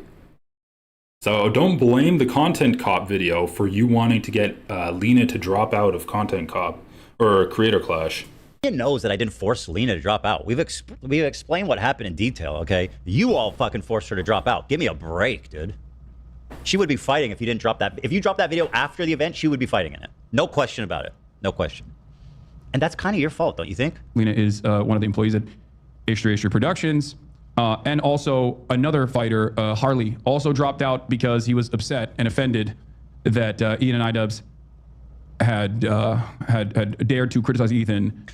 So again, what a psychotic loser he is. Harley is Jewish, and he, like me, takes offense to the way that they trivialize anti-Semitism and accuse me of hallucinating. Right? He took cross with that. They were obviously Jewish. That's why he quit. You had another Jewish fighter quit your fight because he didn't trust you guys. He didn't like what you guys were doing. Does that not give you pause? A minority, a Jewish person quit. You can let Loner in. All right, here we go. I wanted Damn you Jews. There he is. Hello, Loner Box. Wake up, Ethan. Hello. Ah! Nice to see you. How are you? I'm very well. How are you? I'm good. What time is it there? You're in Scotland, right? Yeah, it's 9 o'clock here. 9 o'clock. Okay, good. It's not too late. I don't know how much you watch. Yeah, if you make Ethan mad, it's because you're anti-Semitic. It's not because you're like criticizing anything about Ethan, but if you criticize Ethan or the Ela, it's because you're anti-Semitic. Watched of Hassan's mega reaction. I pulled a few clips and a lot of the historical stuff I'd love to talk to you about as well. What, the 8-hour reaction to 9 20 minutes of content? Yeah, exactly. No, I did not say that, no. Yeah, I don't blame you. Most people don't have time for that shit. But I'll pull up some of the clips. Actually, this first clip I want to watch is comes from TikTok, a really interesting message from a PhD candidate here. She's on TikTok as Nope Brigade 0. And she brings up this issue Nope of Brigade? leftists who are anti-intellectuals. And she kind of pegs Hassan. Let's take a look. The difference between neoliberalism and fascism, if it's all just bad. Another thing that's happening here is sort of reverse ethnocentrism. Ethnocentrism is this fallacy where people think that their culture and their country and their way of life is the best and the most supreme. And we all do this to a certain extent. But on the left, it's a reactionary, America's the worst country on the planet. Nobody's ever been worse than this country. It shows me that I love how like in the process, I love it how in the process of trying to say that the left is anti-intellectual, she completely strawmans the left. Like, what the fuck are you talking about? The left defines itself as saying that America is the worst country that has ever existed. Like, I think what you're describing are tankies, which don't like America, but they like other fascist states, like or other oligarchical states like Russia or China. And you want to say that? I mean, it's just so dumb. Like, give me an example of these leftist political leaders that say America is the worst state that has ever existed in the world. Because I haven't seen any leftists say that at all. Like, oh my God. The idea that the criticisms of America aren't pinpointed to things that are bad about America is anti-intellectual. You think people just say America is bad and then they leave the conversation? You think they say America bad and then they just stop saying anything else? Or do you think that real serious leftist political commentators point out to specific instances of bad things America has done or has supported and then talk about why those are bad? Why the imperialism of America is bad? Why the fascism of America is bad? Why the racism of America is bad? Or are you just going to sit there and create a complete straw man that accurately describes no one except for maybe like a middle schooler communist? deeply uncurious about the history of the world and any other country. Tell me without telling me that you've never heard of France, Spain, or Great Britain. We've been living in a multicultural democracy, a flawed one, but still it existed for the last 40 years. And we are returning to earlier iterations where democracy was much reduced to the population. But if you say this is as bad, it's always been this bad, and all these groups have always suffered in the same way, then you don't see... Just an insane straw man to make. Like, the issue is she's not actually saying anything. And so she has to lie about the positions of the people that she's criticizing, because she's saying, oh, all of these groups have always suffered the same way. America is always bad. It's always has been bad, and it always will be bad in the exact same way. No one has ever said that at all. Even like fucking communist middle schoolers aren't like, every group has suffered the same, like every minority group that is suffering now has always suffered the same way throughout all of history. That's an insane straw man to make. Like this what this is it really is just offering a branch to conservatives and being like, I'm going to attack leftists. Please join me on attacking this hypothetical straw man of a leftist that I'm making up in my video. Like, guys, can you tell me anyone who has ever said that all minority groups suffering now have always suffered in the exact same way throughout all of history? Is there anyone that has a YouTube channel that has said that? The nuances in our history and where democracy was much reduced to the population. But if you say this is as bad, it's always been this bad, and all these groups have always suffered in the same way, then you don't see the nuances in our history and how things have been better, and they're getting worse now, but it doesn't mean that they can't improve through efforts like a renewed civil rights movement, okay? And that just like allows you to sit back and just be a critic without actually building anything. Right. This masquerades. And that's supposed to describe Hassan?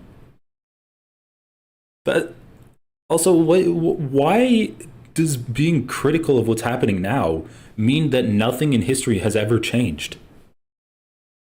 As critique, when reality it's just anti-intellectualism, Yes. It's just reactivity, it's just as dogmatic as what's happening on the right. It's fucking dangerous, and if you are serious about wanting things to change, you need to understand them. You cannot fix a problem. Who's the leftist content creator that's being dogmatic in saying that there is no history? History is just looking back into the mirror or looking around you. Who's saying that? Where's the dogma for that? Until you understand the problem. So yes, neoliberalism is not fascism. Bro, even tankies advocate that things can change. She's basically saying that people are saying America is bad. That's one thing that she said. But then she's like, history has never changed, so we shouldn't try to change things. Even tankies will argue that America can change. We just need to do it through like a violent revolution and completely overthrow all kind of institutional powers in this country. It's just a really weird collection of strawman criticisms against leftists. Is she going to say now that like, and leftists want to live in squalor or they can't have any money or something like that?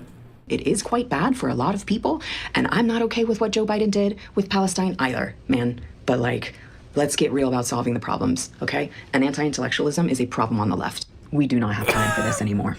Literally doesn't back that up at all. Just ends with, and anti-intellectualism is a problem on the left. I thought that was fantastically. This is something you don't hear people saying, and she articulated it really well. When I hear someone like Hassan talk about America, for example. Bro, this is like what a liberal psyop looks like when someone who is in a liberal institution, she's getting her PhD, is attacking the left and saying that they don't actually care about building anything. All they want to care is about critiquing things, and the fact that they're flattening history is an example of anti-intellectualism. It's like that just exists for liberals and conservatives to watch that and be like, even this leftist progressive looking person is saying that leftists are anti-intellectual and they're lazy and they just care about like critiquing things rather than building new things. We are reaffirmed in our worldview of how bad they are. That's what this is. And like the fact that she is so like progressive presenting really just makes it feel more like a psyop. Well, like it's the evilest country that ever existed. It can't be saved. It can't be changed. It needs to be overthrown. Israel's Zionism or not Zionism, but Israel's history. There's no victims in Israel.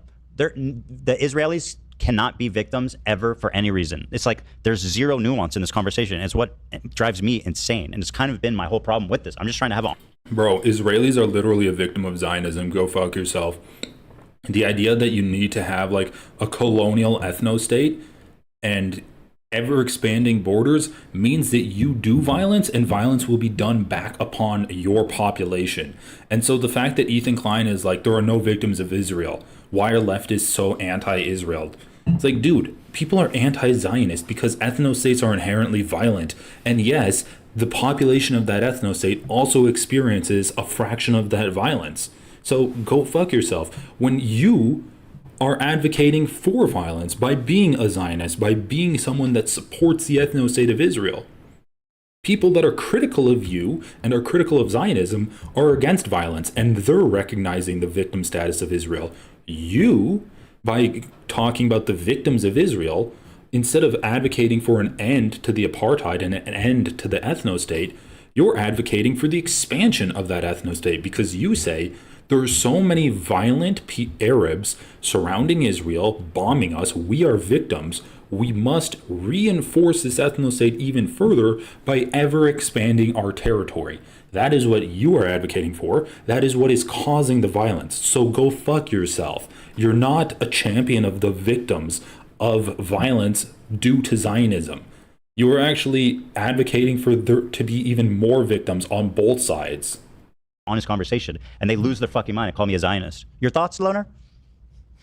That's all correct. I got nothing else. My voice is echoing in your end. Is there a way to bring that down? Yes. Thank you. 1 2 1 2. There you go, you guys. Bro, the fact, like, my name is kind of facetious, right? But the fact that these guys call him Loner, is this some kind of like unresolved trauma? Is this some kind of unresolved trauma that he's brought to his YouTube channel?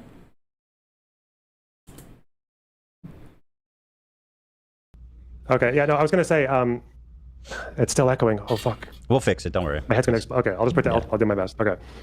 Yeah, the first time I thought of this term was I observed it during the Ukraine and Russia war, because it just seemed that regardless of how black and white Russia's imperialist desires were and how often people like Putin and Lavrov and all these people in the Kremlin would keep saying, what we want to do is we want to claim Ukraine because we don't think it's a real country. We think it's a part of the Russian Empire or the former Soviet Union. We think that Ukrainian culture is really just like the little brother of Russian.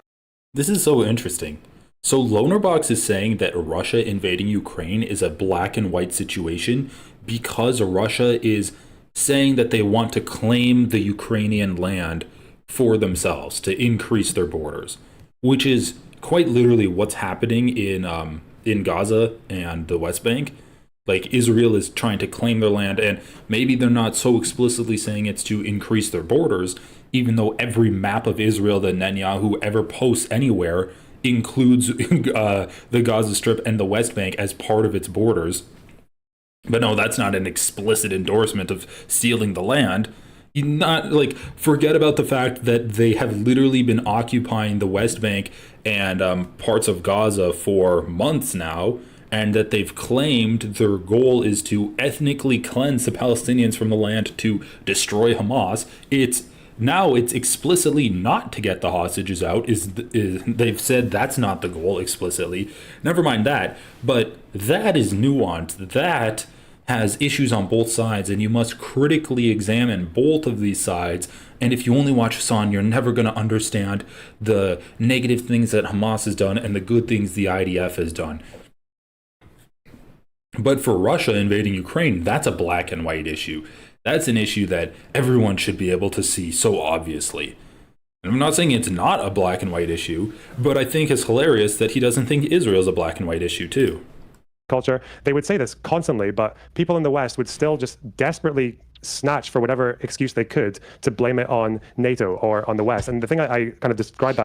Yeah, and a lot of those are fascists. I mean, look at which party supported Ukraine. The Democrats wanted to support Ukraine, and the Republicans don't want to support Ukraine.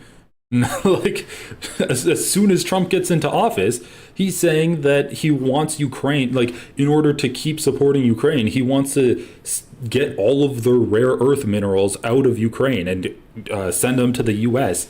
Yes, it's the fascists that don't support Ukraine and support Russia. That was like left-wing American exceptionalism. Like even in a case where you've got a former empire of 300 years, basically, like whether it was through the Russian Empire or the Soviet Union or the intervention of Russia in Eastern Europe and the former Soviet Union after that. I love how in their minds, advocating for the sovereignty of the Ukrainian people first and foremost, and being like, I'm just worried that America might not support Ukraine if they ever want to make peace, is tantamount to saying that America is a unique evil and we must support any attempt any attempt possible to diminish its power. And even if that includes supporting Russia in an evil action Russia's doing. Like, recognizing that America is an imperialist power, as is Russia is an imperialist power, and recognizing that maybe America will use this will use this invasion of Ukraine as an opportunity to weaken its global rival, Russia, and recognizing that maybe America will supersede the will of the people that they are using as a proxy to fight against their imperialist rival. And we should always put the Ukrainian people first and foremost in our thoughts, rather than focusing on America's wishes, recognizing that Talonerbox is anti-intellectualism. And recognizing that Talonerbox means that you're just being an anti-American exceptionalist. And you're being like a tanky, basically.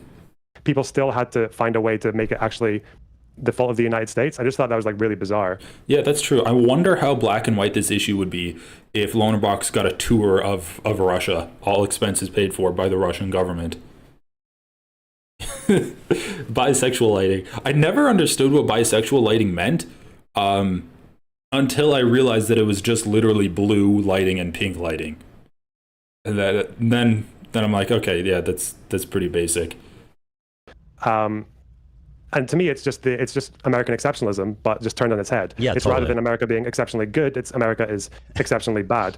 And definitely with the Middle East, you see the same thing, right? Like, it's funny that people always like on the far left of things always use terms like Orientalism to describe their critics, but So they it's actually seem to be described like critics? the ultimate Orientalists in so many ways, because they so often treat Arabs and Arab leaders or people in the Muslim world as if they just have absolutely no agency and no free will of their own. So when we talk about Iran and the regime and why it is the way it is and why it's so destructive in the region, everyone always says, oh, it's just because of the American coup in 1952. And it's like, America has like bombed entire countries to hell and back, even since like in the 70s. And now those countries get along with the United States. Like America nuked Japan, and America and Japan are friends, but for some reason we have to only expect the worst of Iran because of America getting too involved in their policy from like the 50s to the 70s, which doesn't really make any sense to me. And it is just like, to me, it's just like a very thought-terminating cliche that people like to use to That's it. It's avoid that thought-terminating. That's like the approach to all these conversations.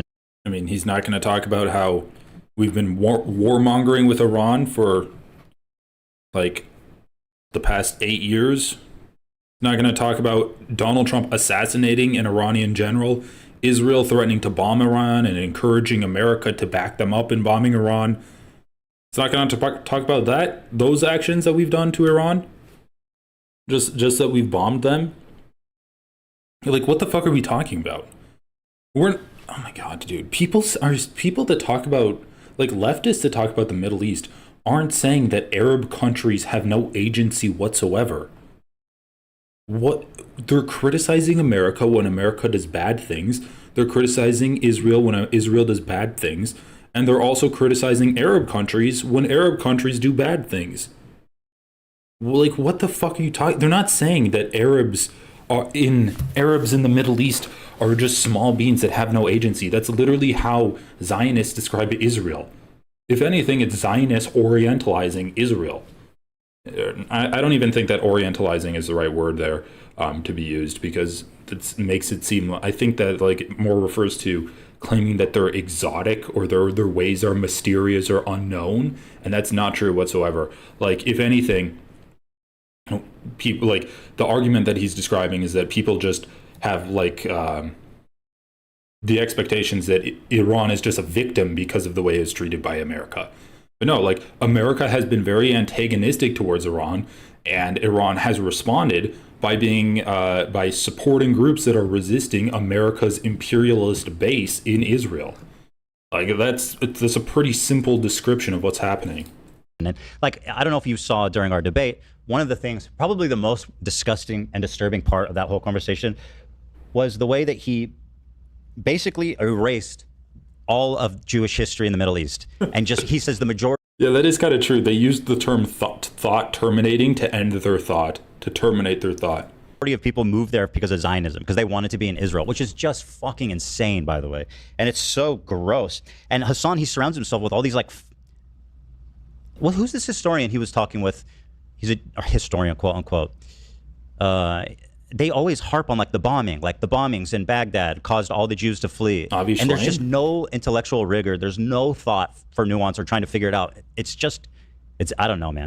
Dude, I don't understand why Ethan says there's no room for nuance when he's literally talking about like a very nuanced part of the general exodus of Jewish people from Arab states. Like we're talking about a very specific set of bombings, like a series of like 5 bombings, 2 or 3 of which were claimed were set off by Zionist agents trying to encourage fears of the Jewish population of Iran so that they would leave Iran. That seems to be an extremely nuanced part of this conversation.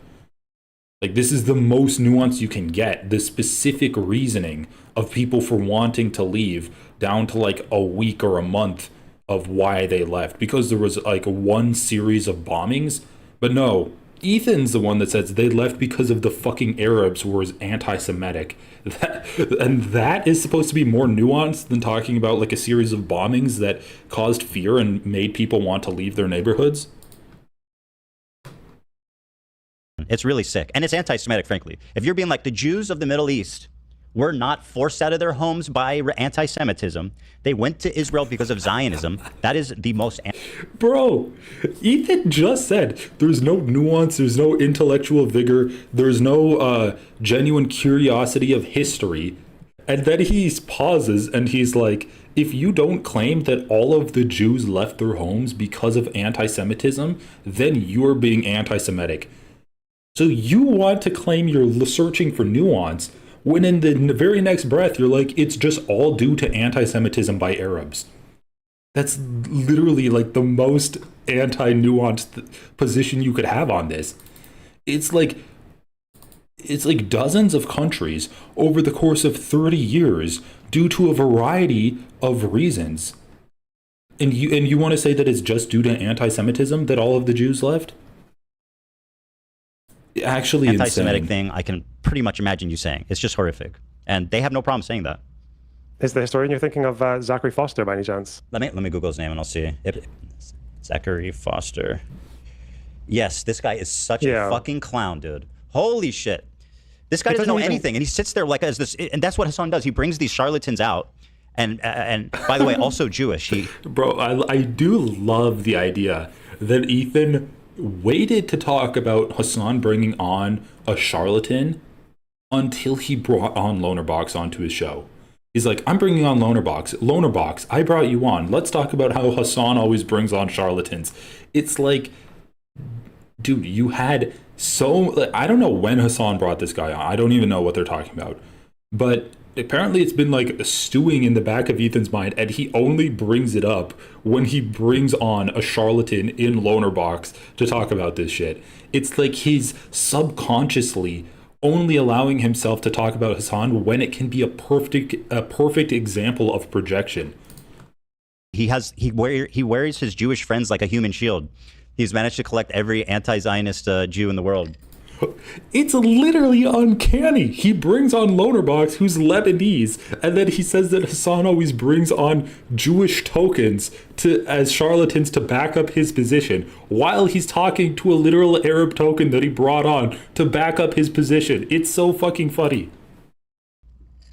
Yeah, that thing about the bombings, it's like the first time I ever heard it, like I would have thought, and I'm not like a history graduate, but the first thing I would have thought just instinctively was like, okay, so you're telling me that 90+% of these people who have lived in this country for like, some of them for over 1,000 years. Like this is their Yeah, because we know people live in countries for people live for thousands of years. Ancestral homeland. And you're telling me that they all, within 1 year, upped and left because of a handful of grenade attacks that killed like 4 people. When in history has this ever happened? Have you managed to convince like 90% of a population They've been to there for leave 2,000 within years. a year? Yeah, because of like a couple of attacks. And by the way, it completely excludes everything that happened before. Bro, the idea of ancestral homelands is so stupid to me. Like, I don't even necessarily agree with the land back for returning Palestinians to Israel. I think that there definitely needs to be zoning reform and reparations done, and I think that Palestinians should get an expansion of housing, but I don't know, land back situations don't feel like the right solution to things. I mean, I could be wrong about that, but the whole idea of ancestral homelands is so funny. It's like, these people have lived there for thousands of years. Okay, well, they've only been living there for like 20 years, dude. I mean, listen, the whole idea is that, yes, when Israel was created and defined as a Jewish ethno-state, that caused anti-Semitism and that increased tensions between Jewish communities and non-Jewish communities in the area of Israel, or in like the neighboring countries of Israel. And then with like the 1948 war, like anti-Semitism increased even more. And then like the bombings were probably the catalyst that got them to leave. So, okay, let's look this up. Zachary Foster Hassan. Maybe we can actually see some of this video, unless they're going to play it. This pro-Israel video is insane, featuring Zachary Foster. Okay, let's take a look at this. I think if you were to teach a class on propaganda, you would use this video to illustrate what propaganda looks like, rather than some of Palestine. How else? Wait, would this you, is a year ago. Like how? So this happened a year ago, and Ethan only brings him on when he has Lonerbox on. Okay, okay, no. Okay, I'm sorry. This is something I hear from liberal Zionists in Israel, that they do not like Itamar Ben-Gvir, they do not like Benjamin Netanyahu, they do not like the Likud party, and yet, so quickly in the same breath, they say Israel is a democracy. I fundamentally disagree with the notion that you can be a democracy while being an apartheid state. Israel, not by my own assumption, but by every... Yeah, it's like right to return is definitely a vague idea. It's like, are they just going to get the land back? I definitely think that there should be reparations in the form of allowing people to like have freedom of movement. And I do agree, probably giving people control of the buildings would be a good idea as well. I'm just saying, I don't think like it's the, I don't know, when people say right to return, it's like what specifically are we talking about? And at the end of the day, if you have a home, I think that's more important than where the home essentially is, especially if you're able to get rid of redlining and segregation, which does exist in Israel. So I think that needs to be basically like destroyed. If you're actually going to talk about giving Palestinians equal rights as Israelis, then getting rid of segregation is more important to me than like the right to return to tracing back to like your parents or your grandparents' house and living in that, which is probably like an apartment building anyway. Every single human rights organization's assessment is an apartheid state. You can't be a democracy and an apartheid state at the same time. But do give this video a like and subscribe. The last thing that I want to ask is this. Don't use bombastic language in your comments if you don't have the numbers to support it. Ethnic cleansing is a very powerful expression. If in 1948 there were around 700,000 Palestinians and today there are 7 million in the land of Israel, you can't really use this term. However... You should pause there. Yeah. Oh, Jesus Christ. They said that you can't ethnically cleanse Palestinians because... I just want to fast forward to where they talk about Jews leaving Arab states. Any land in the land of Israel. Here is a challenge for you. Give me the name of one village that the Jews stole from the Arabs from the 7th century when the Arab Caliphate colonized the land of Israel until 1947 when the Arabs started a war to wipe out the Jews. From the year... We can pause it if to talk about this, because first of all, I think this whole, like, strictly speaking, I don't have any like disagreements, but he's losing, what's that expression? Like you lose sight of the forest for the trees. So The only reason Zionism came into existence was because of the use of force by the British Empire. Okay. Yeah. You have to realize that the overwhelming majority of the local Arab Palestinian population rejected Zionism and Zionist immigration and Zionist land purchases. In fact, you even had an American commission, the King Crane Commission, show up to Palestine in 1919 and ask the locals, do you support a Zionist program? And 85% of them said, no, we reject Zionism. But of course, the democratic will of the indigenous inhabitants of Palestine was irrelevant to the British. Yes. So and the British exerted a tremendous amount of force to suppress that will, and they suppressed protests with violence, and they completely ignored the petition submitted by the Palestinians. So it was, of course, through the use of force, of course, British force, but nevertheless, a tremendous amount of violence and force that brought Zionism into. On top of that, they only own 6% of the land, right? The war that basically said, what's mine is mine and what's yours is yours. You don't invade the land that was proposed to the Jewish state, and we'll let you have the West Bank. That was actually an agreement. So he's totally wrong about that. In addition to that, the Zionist forces were actually much stronger than the combined forces of the Arabs, and so they got weapons from I believe Czechoslovakia during the war, and then France shortly thereafter. And so he's also just blaming Palestinians for being ethnically cleansed by Zionists. So I'm not quite sure how anyone can take you seriously when you say that. These expulsions early on were horrifyingly cruel by design, and also well documented. Like you said, Ilan Papez talked about this and written about this as well, about the actual written cleansing inside of the Zionist brigades, like where they were very purposely, systematically wiping out entire villages, going in, doing horrifying things. The one example that I've used quite a bit is really horrifying, but this is from first-hand accounts of those who actually survived the atrocities in Deir Yassin, where the Irgun brigade had entered the village while the Arab forces in general were, I think, mourning the loss of an Arab leader in a prior attack on a Jewish village in Jerusalem. And the village itself was, like you mentioned, under a pact of peace, a peace pact with the surrounding Jewish villages, and did not think that it would ever come under attack, a pact of this pact would ever be violated. And one thing that they did was after lining up every single person in the village, shooting them, doing horrifying things, taking earlobes and throwing people in wells, they took a father and his son and stood them in front of an oven that was burning, and they told the father to throw his son in the oven.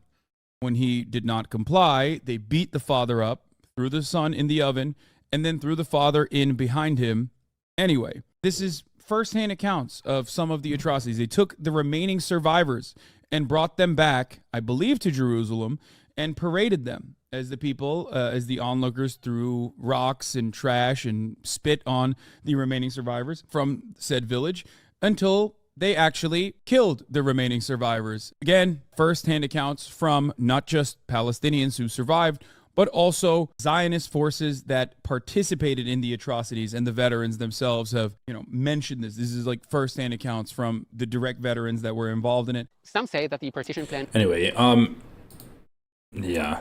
So this is the guy that Ethan says has no nuance in the conversation with Hassan.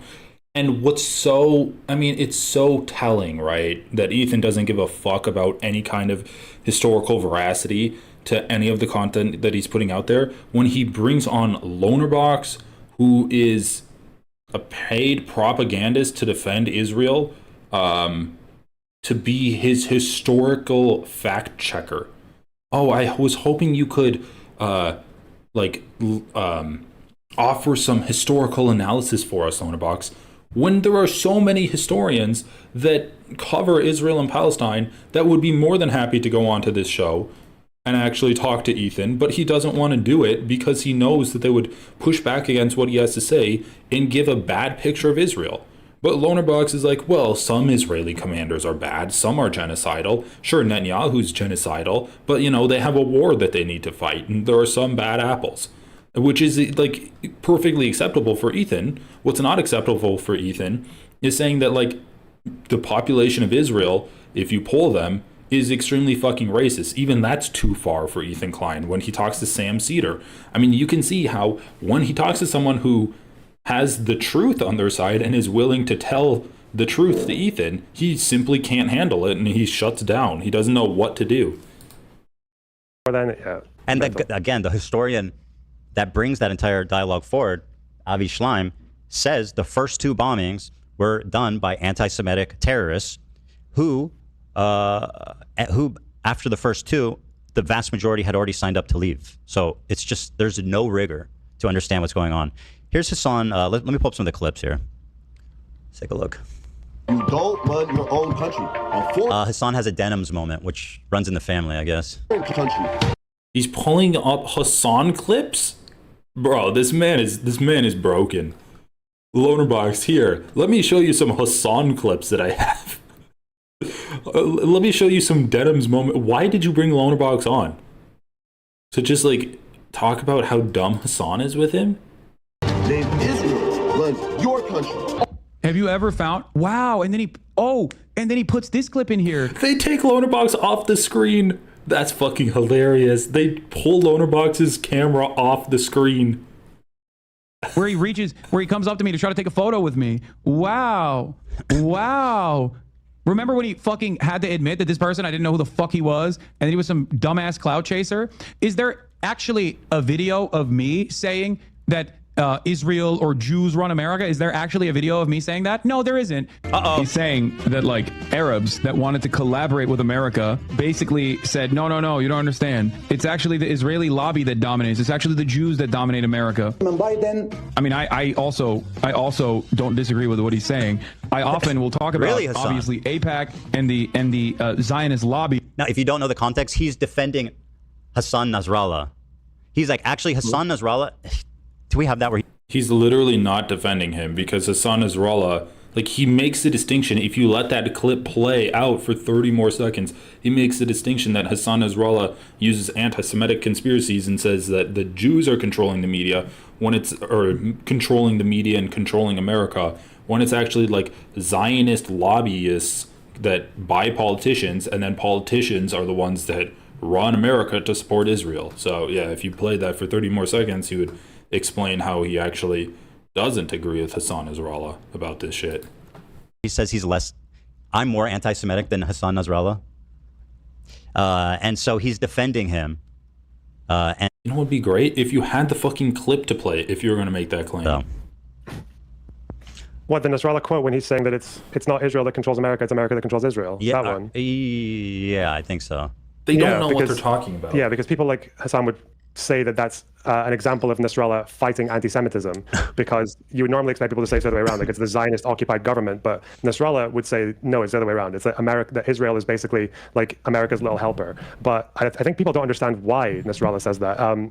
With Nasrallah and the Axis of Resistance, they have this term where they describe America as the great Satan and Israel as the little Satan. The reason that, and they'll tell you this as well, the reason that they say that America is the one that calls the shots and Israel is just like a kind of like a little henchman is, it's not because they're fighting anti-Semitism. It's because the ultimate worst thing ever for these movements is to get defeated by the Jews without any excuse. So Nasrallah... Oh my God. It's not because America funds Israel. That's not why. That's not why they say America controls Israel, because they fund it, but it's because they actually are anti-Semitic.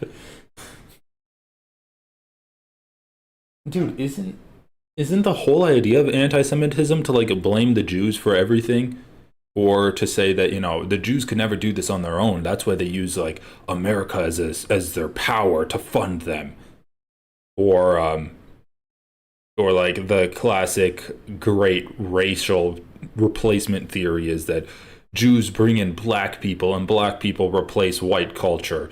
It's actually the Jews that are controlling everything. But according to Loanerbox, it's that they could never be defeated by the Jews by themselves. That's why they blame America for doing it.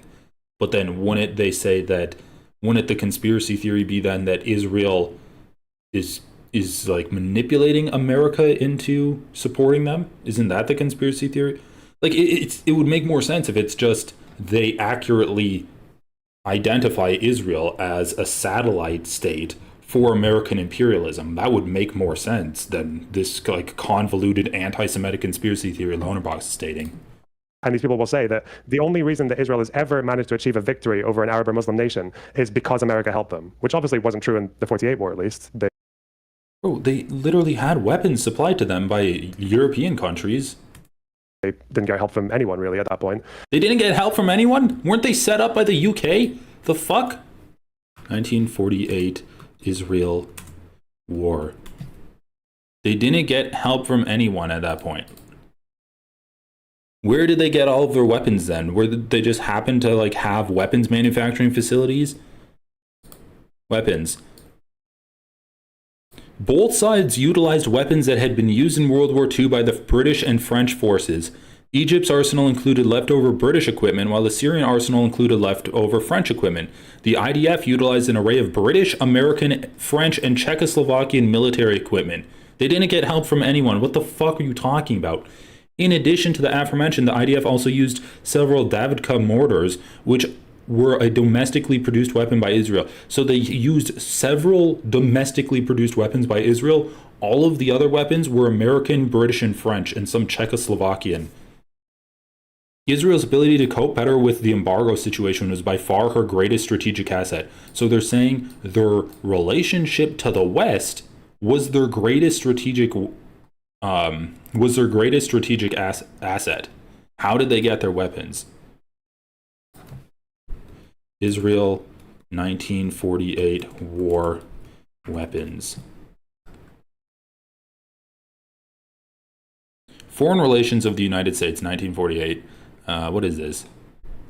You can take a look at the war history too. Neither Israel, so this, what is this? Report by the CIA in August 5th, 1948. Neither Israel nor the Arab states now have the sufficient stocks of arms and equipment to carry out prolonged full-scale hostilities. Israel is weak in heavy equipment, although it has adequate stocks of small arms and ammunition, and is believed capable of supporting guerrilla warfare operations with its own armament industry. The Arab states, although superior in artillery, armored vehicles, and aircraft, have limited stocks of ammunition and replacement equipment and poses insufficient facilities for producing armament. Both sides are negotiating to obtain materiel from outside sources. Zionist agents abroad have been able to stockpile light weapons and ammunition from Czechoslovakia and other Eastern European countries for eventual shipment to Palestine, and the Jews undoubtedly hope to acquire additional heavy equipment from the US. The Arabs look like, what the fuck? How does he say this? This is the guy Ethan brings on to be the historical expert, and literally in 5 seconds you factually disprove exactly what he says? Arab financial resources for such transactions, however, are not extensive. So what is this?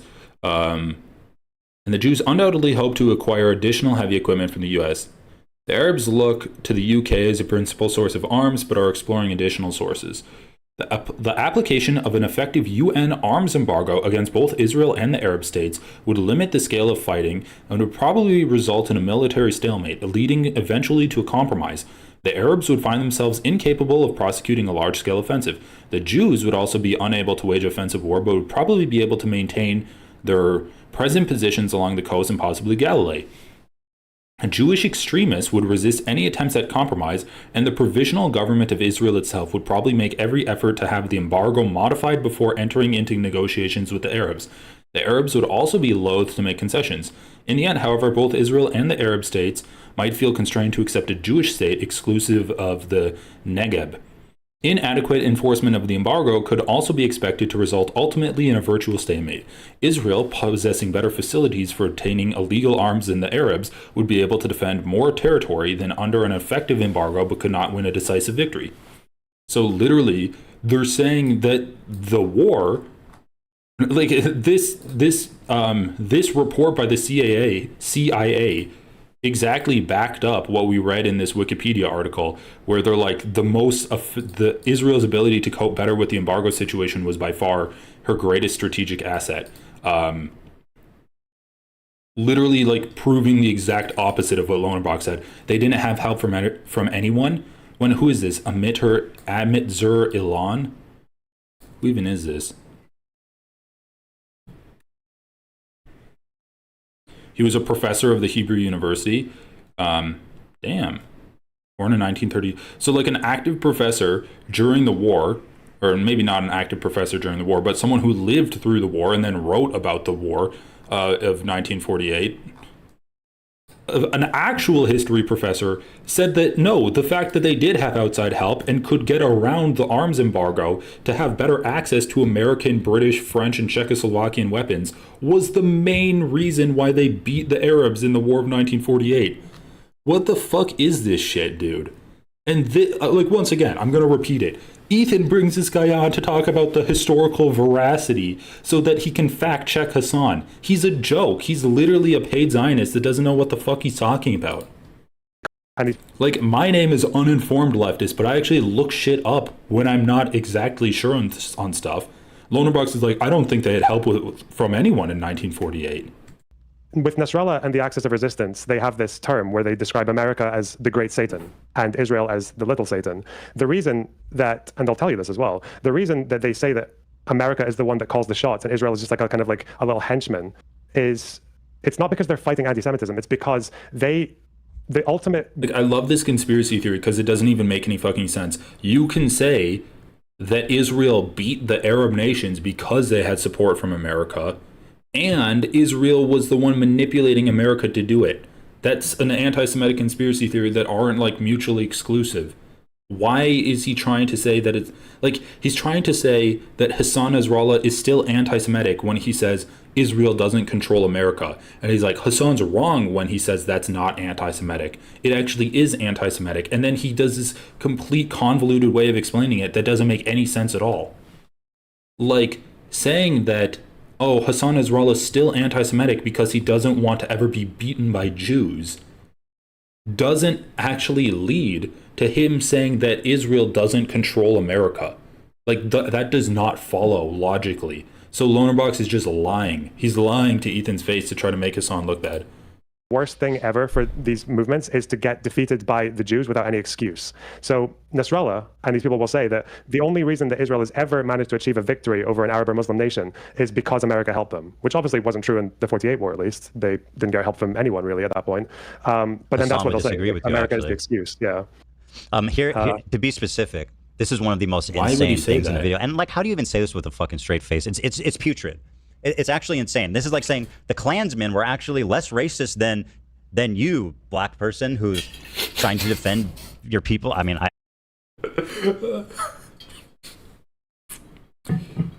oh my God. Yeah, because the person who created, like, was the head of a resistance group that kicked a occupying force out of their country is equivalent to to the Ku Klux Klan. I don't need to use other races as examples, but it's hard to explain just how fucking malicious this is. Listen to this shit. Talking about Hassan Nasrallah. It's according to, he made it up. That's what it's according to. Who said, I hope all the Jews, is this one the one that's contested? Just play I hope all the the Jews clip, gather you in dumb Israel so that we motherfucker. don't Play have the to clip. bother to hunt them all down. You asking me about that quote? Yeah. So that quote is contested. There is a speech that he gave, I think at some point in the 2000s, where it doesn't actually appear in the final published text because it came from I think it was like a Hezbollah affiliated newspaper. Yeah, we'll cut that too. But there was a person who was at the speech who wrote it in a newspaper of his own and claimed that he had heard it there. But then there was a whole like a contest with the editor and everything. There is a gap in the speech though where it looks like it could easily have gone. That said, there are Nasrallah speeches that no one contests. Like the one where he said that there will never be anyone more cowardly, weak, and frail in spirit, mind, ideology, and religion than the Jew. And I'm not saying the Israeli. That that's my favorite. He goes, let me be clear. I'm not talking about Israelis. I'm talking about Jewish people. He went out of his way to clarify that. What a fucking guy. Do you know about his where their real land is? Do you know that one from Nasrallah? So read it. So this is just before the Second Intifada, when he is basically trying to gas up the Palestinian militant groups to go and take action, like he even uses the word Intifada. And he says, the real land, he said, their real land is Ethiopia as far as the Falasha are concerned, and Russia as far as the Russian emigres are concerned. And there will be a time when these people will really feel nostalgia for their original homeland. He said that a few times, like let the Falasha go back to Ethiopia, let the Russian Jews go back to Russia. The choice is yours and the example is clear before your eyes. Israel has nuclear weapons and the strongest air force, but is still weaker than a spider web. He said this like right up to the Second Intifada. His whole thing was you need to terrorize them until they get sick of trying to live here and go back to where they came from. Like literally go back to Russia. Go back to Ethiopia. Which is so fucking insane. I've heard even Hassan parroting that, saying the idea is to make it so bad that they are going to leave. Leave to go where? Yeah, dude, that's some of the stupidest shit I've ever heard. Like, saying that Hassan wants to make Israelis uncomfortable with the genocide that they're committing and that that's somehow anti-Semitic is insane. It's like, there's a country that's committing genocide. The world doesn't like that. And so they're being isolated on the world. They shouldn't be allowed to do the Olympics. They shouldn't be allowed to do Eurovision. They shouldn't even be able to, like, soldiers in the IDF shouldn't be able to travel to places without fear of being arrested. They should feel ashamed of the actions their country is doing. And Ethan's like, you're an anti-Semitic piece of shit. Why are you being critical of Jews? Don't you realize they have nowhere to go? And yeah, the point is to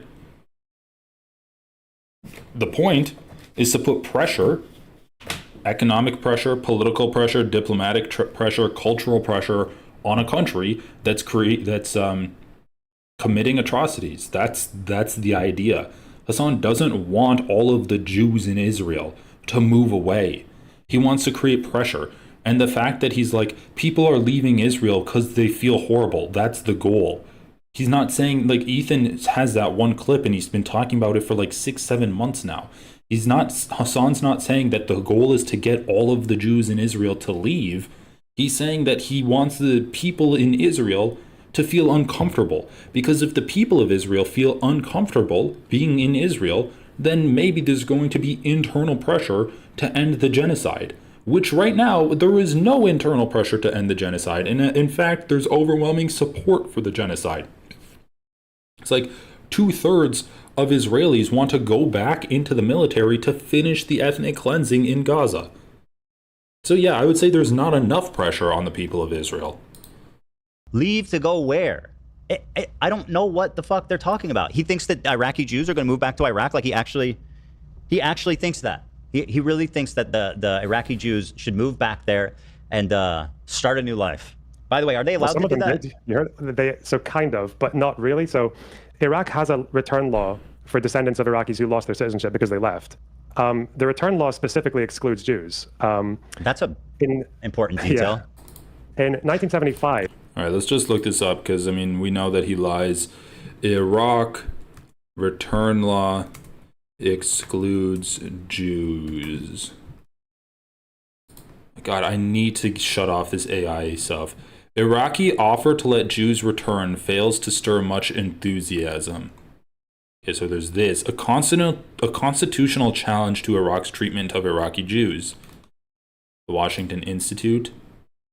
As a lawyer who has specialized in defending minorities' rights, religious freedom, and civil rights in Iraq, I've come to the conviction that giving justice to Iraq's Jews is impossible under Iraq's current legal system, as it must include restoring their stolen rights under a new democratic Iraq. Like Jewish communities in other Arab countries, Iraqi Jews have faced injustices conducted in the name of pan-Arabism that are in reality driven by anti-Semitism and an attempt to take revenge on Israel. Yeah, this is something that Ethan never talks about, how the Jewish populations in Israel's neighboring countries suffered because of the actions of Israel and the false conflation of Judaism and Zionism, which Ethan himself makes. And when he gets called out by it, when he gets called out for it by people like Sam Cedar, by people like Hassan, he just says that I don't care. Like, you're being anti-Semitic if you think that these aren't connected. In Iraq, these efforts displaced most of Iraq's Jewish population of 160,000. Today, Iraqi Jews are attempting to regain citizenship and possessions seized from them by the government, but decades-old discriminatory laws still stand in their way. These are crimes against humanity that are outlined on an international scale and banned by international organizations as per the founding charters of the UN and its Security Council. The situation is clearly visible within Iraq's laws.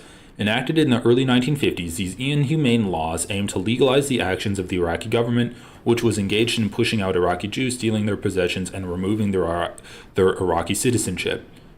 The unfair legal structures which revoked Iraqi citizenship from Iraqi Jews were enacted during the Iraqi Hashemite monarchy, which passed Law Number 1 in the year 1950 and Law Number 12 in 1951. When these laws came into effect, many of Iraq's Jews were forced into exile and their property and money were confiscated by the state as an additional form of punishment. What is disturbing is the fact that these two pieces of legislation are still in effect today. This is despite the political change that took place in Iraq in 2003, and despite the enactment of a new Iraqi constitution in 2005, which gave some hopes of change for Iraqi Jews in a domestic, federal, and multicultural Iraq. Those who call themselves Iraq's current leaders claim the new constitution respects all religions, values multiculturalism, and supports the rights of religious minorities and the equality of all Iraqis under the law. Nonetheless, the current constitution has never outlawed the aforementioned unfair acts, despite their contravention to the second section of Article 18, Part A of Iraq's current constitution. This section states, an Iraqi citizen by birth may not have his citizenship withdrawn for any reason.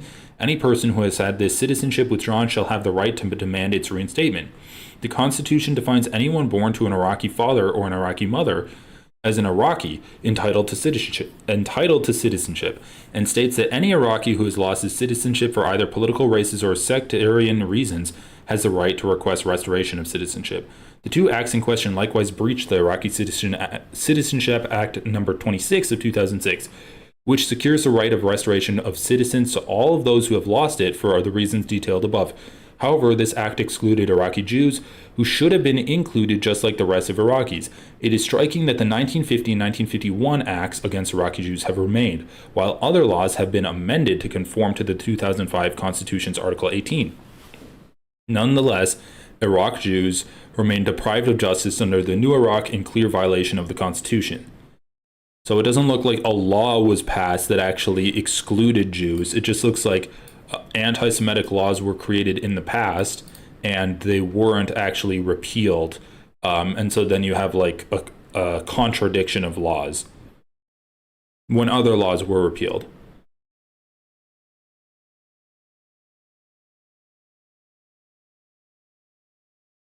What is most puzzling is that while the Constitution explicitly confirms the freedom of belief in religious practices of Muslims, Christians, Yazidis, and Sabaean Mandaeans, it does not address the Jews of Iraq as a basic religious group. This is another example of the legal inequality and injustice facing the Jews of Iraq. The denial of constitutional rights has been a general policy with Jews when it comes to their rights to citizenship and other measures. Those affected by these laws have the right to bring the case before the administrative court, which is supposed to be linked to the Iraqi Supreme Judicial Council and independent of the executive authority. In reality, however, the administrative court is officially connected to the executive authority in the government as one of those joints of the Iraqi Ministry of Justice. This is in contrast to all other Iraqi courts, which are linked to the Supreme Judicial Court under the Iraqi Constitution. Okay, what do we got? Anyway, so looks like he's generally correct about that. The situation extends to the president of Iraq as he has failed to exercise certain parts of the Constitution as detailed above.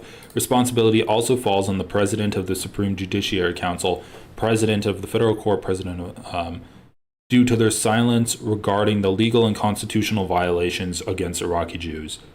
We have this Iraqi offer to let Jews return fails to stir much emotion. Wait, this was in 1975? Okay, that's a little dated. They've shit from 1975 on here? Iraqi Council weighs return of Jews, rejecting it so far. What is this? New York Times?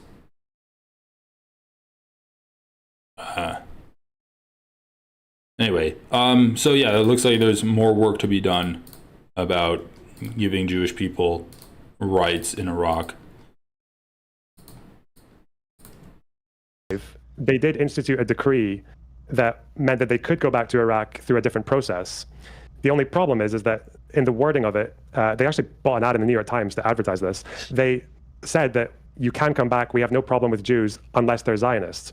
And there's a reason that a lot of... This was in 1975, by the way. That's the article we just saw. Yeah, there's a reason that a lot of Jews were not very convinced by this, because this was about 6 years after the same party, the Ba'ath Party, executed a dozen or so Iraqi Jews by accusing them of being Zionist spies under a political party kangaroo court. They tried them for 3 days and then hanged them.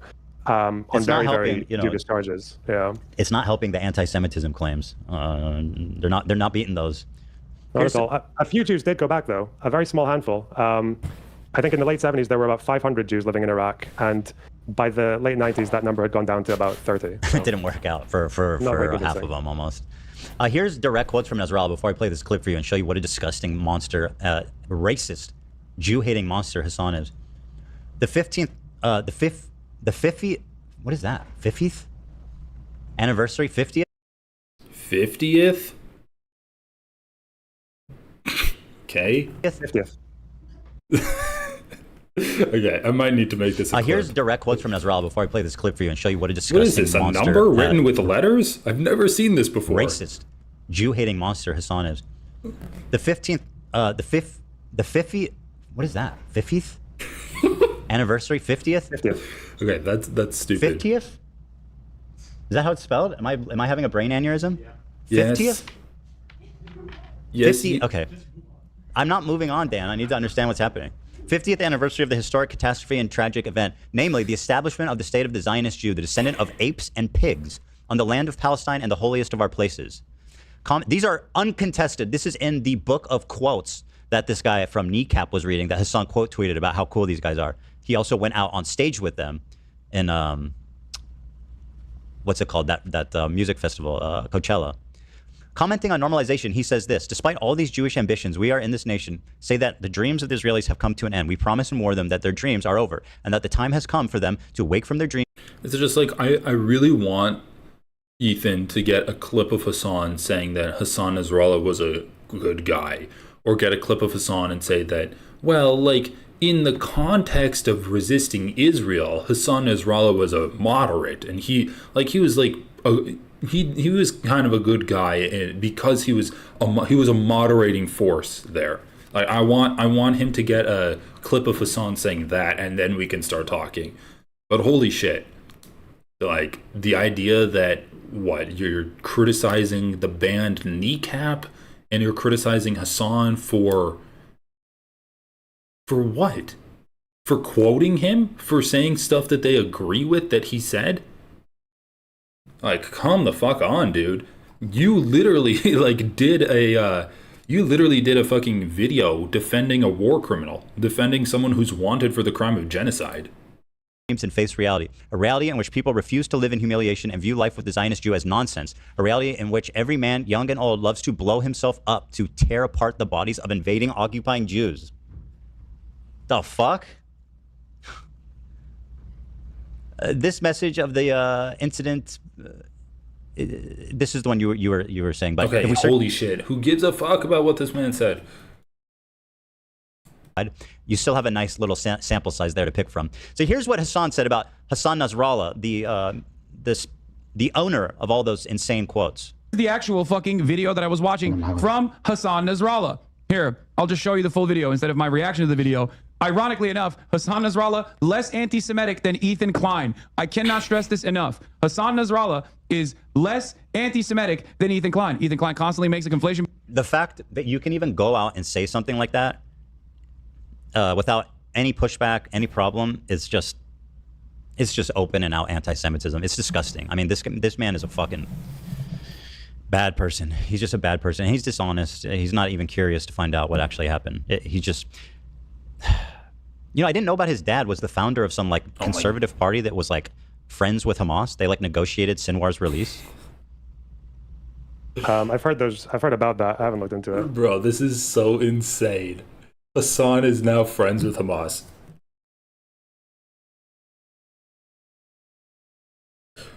Oh man.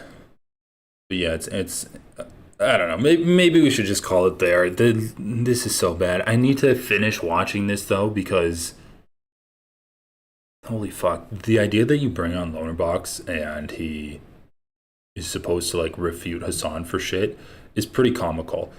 And then I don't even know what this clip is going to be because Ethan didn't really play it, but he's like, Hassan saying I'm more anti-Semitic than Hassan Nasrallah is so anti-Semitic. I can't believe he would say something like that. And then immediately he goes into like Arabs controlling the media conspiracy theories, where now Hassan's dad is created a political party that's friends with Hamas. Jesus. Okay. Anyway, guys, I'm gonna call it there. Maybe I'm gonna be streaming later tonight, but thanks for watching, thanks for participating, and I'll see you guys later. Yeah, we'll be going over more news and trying to I just want to catch up on some of this Ethan Klein stuff. I don't know if he's gonna be streaming today. I hope not. I just want to kind of catch up on some of this stuff, cover it, and then move on to new things, because there's a whole world out there of fucking Ethan Klein. So anyway, I'll talk to you later, and thanks for watching. See ya.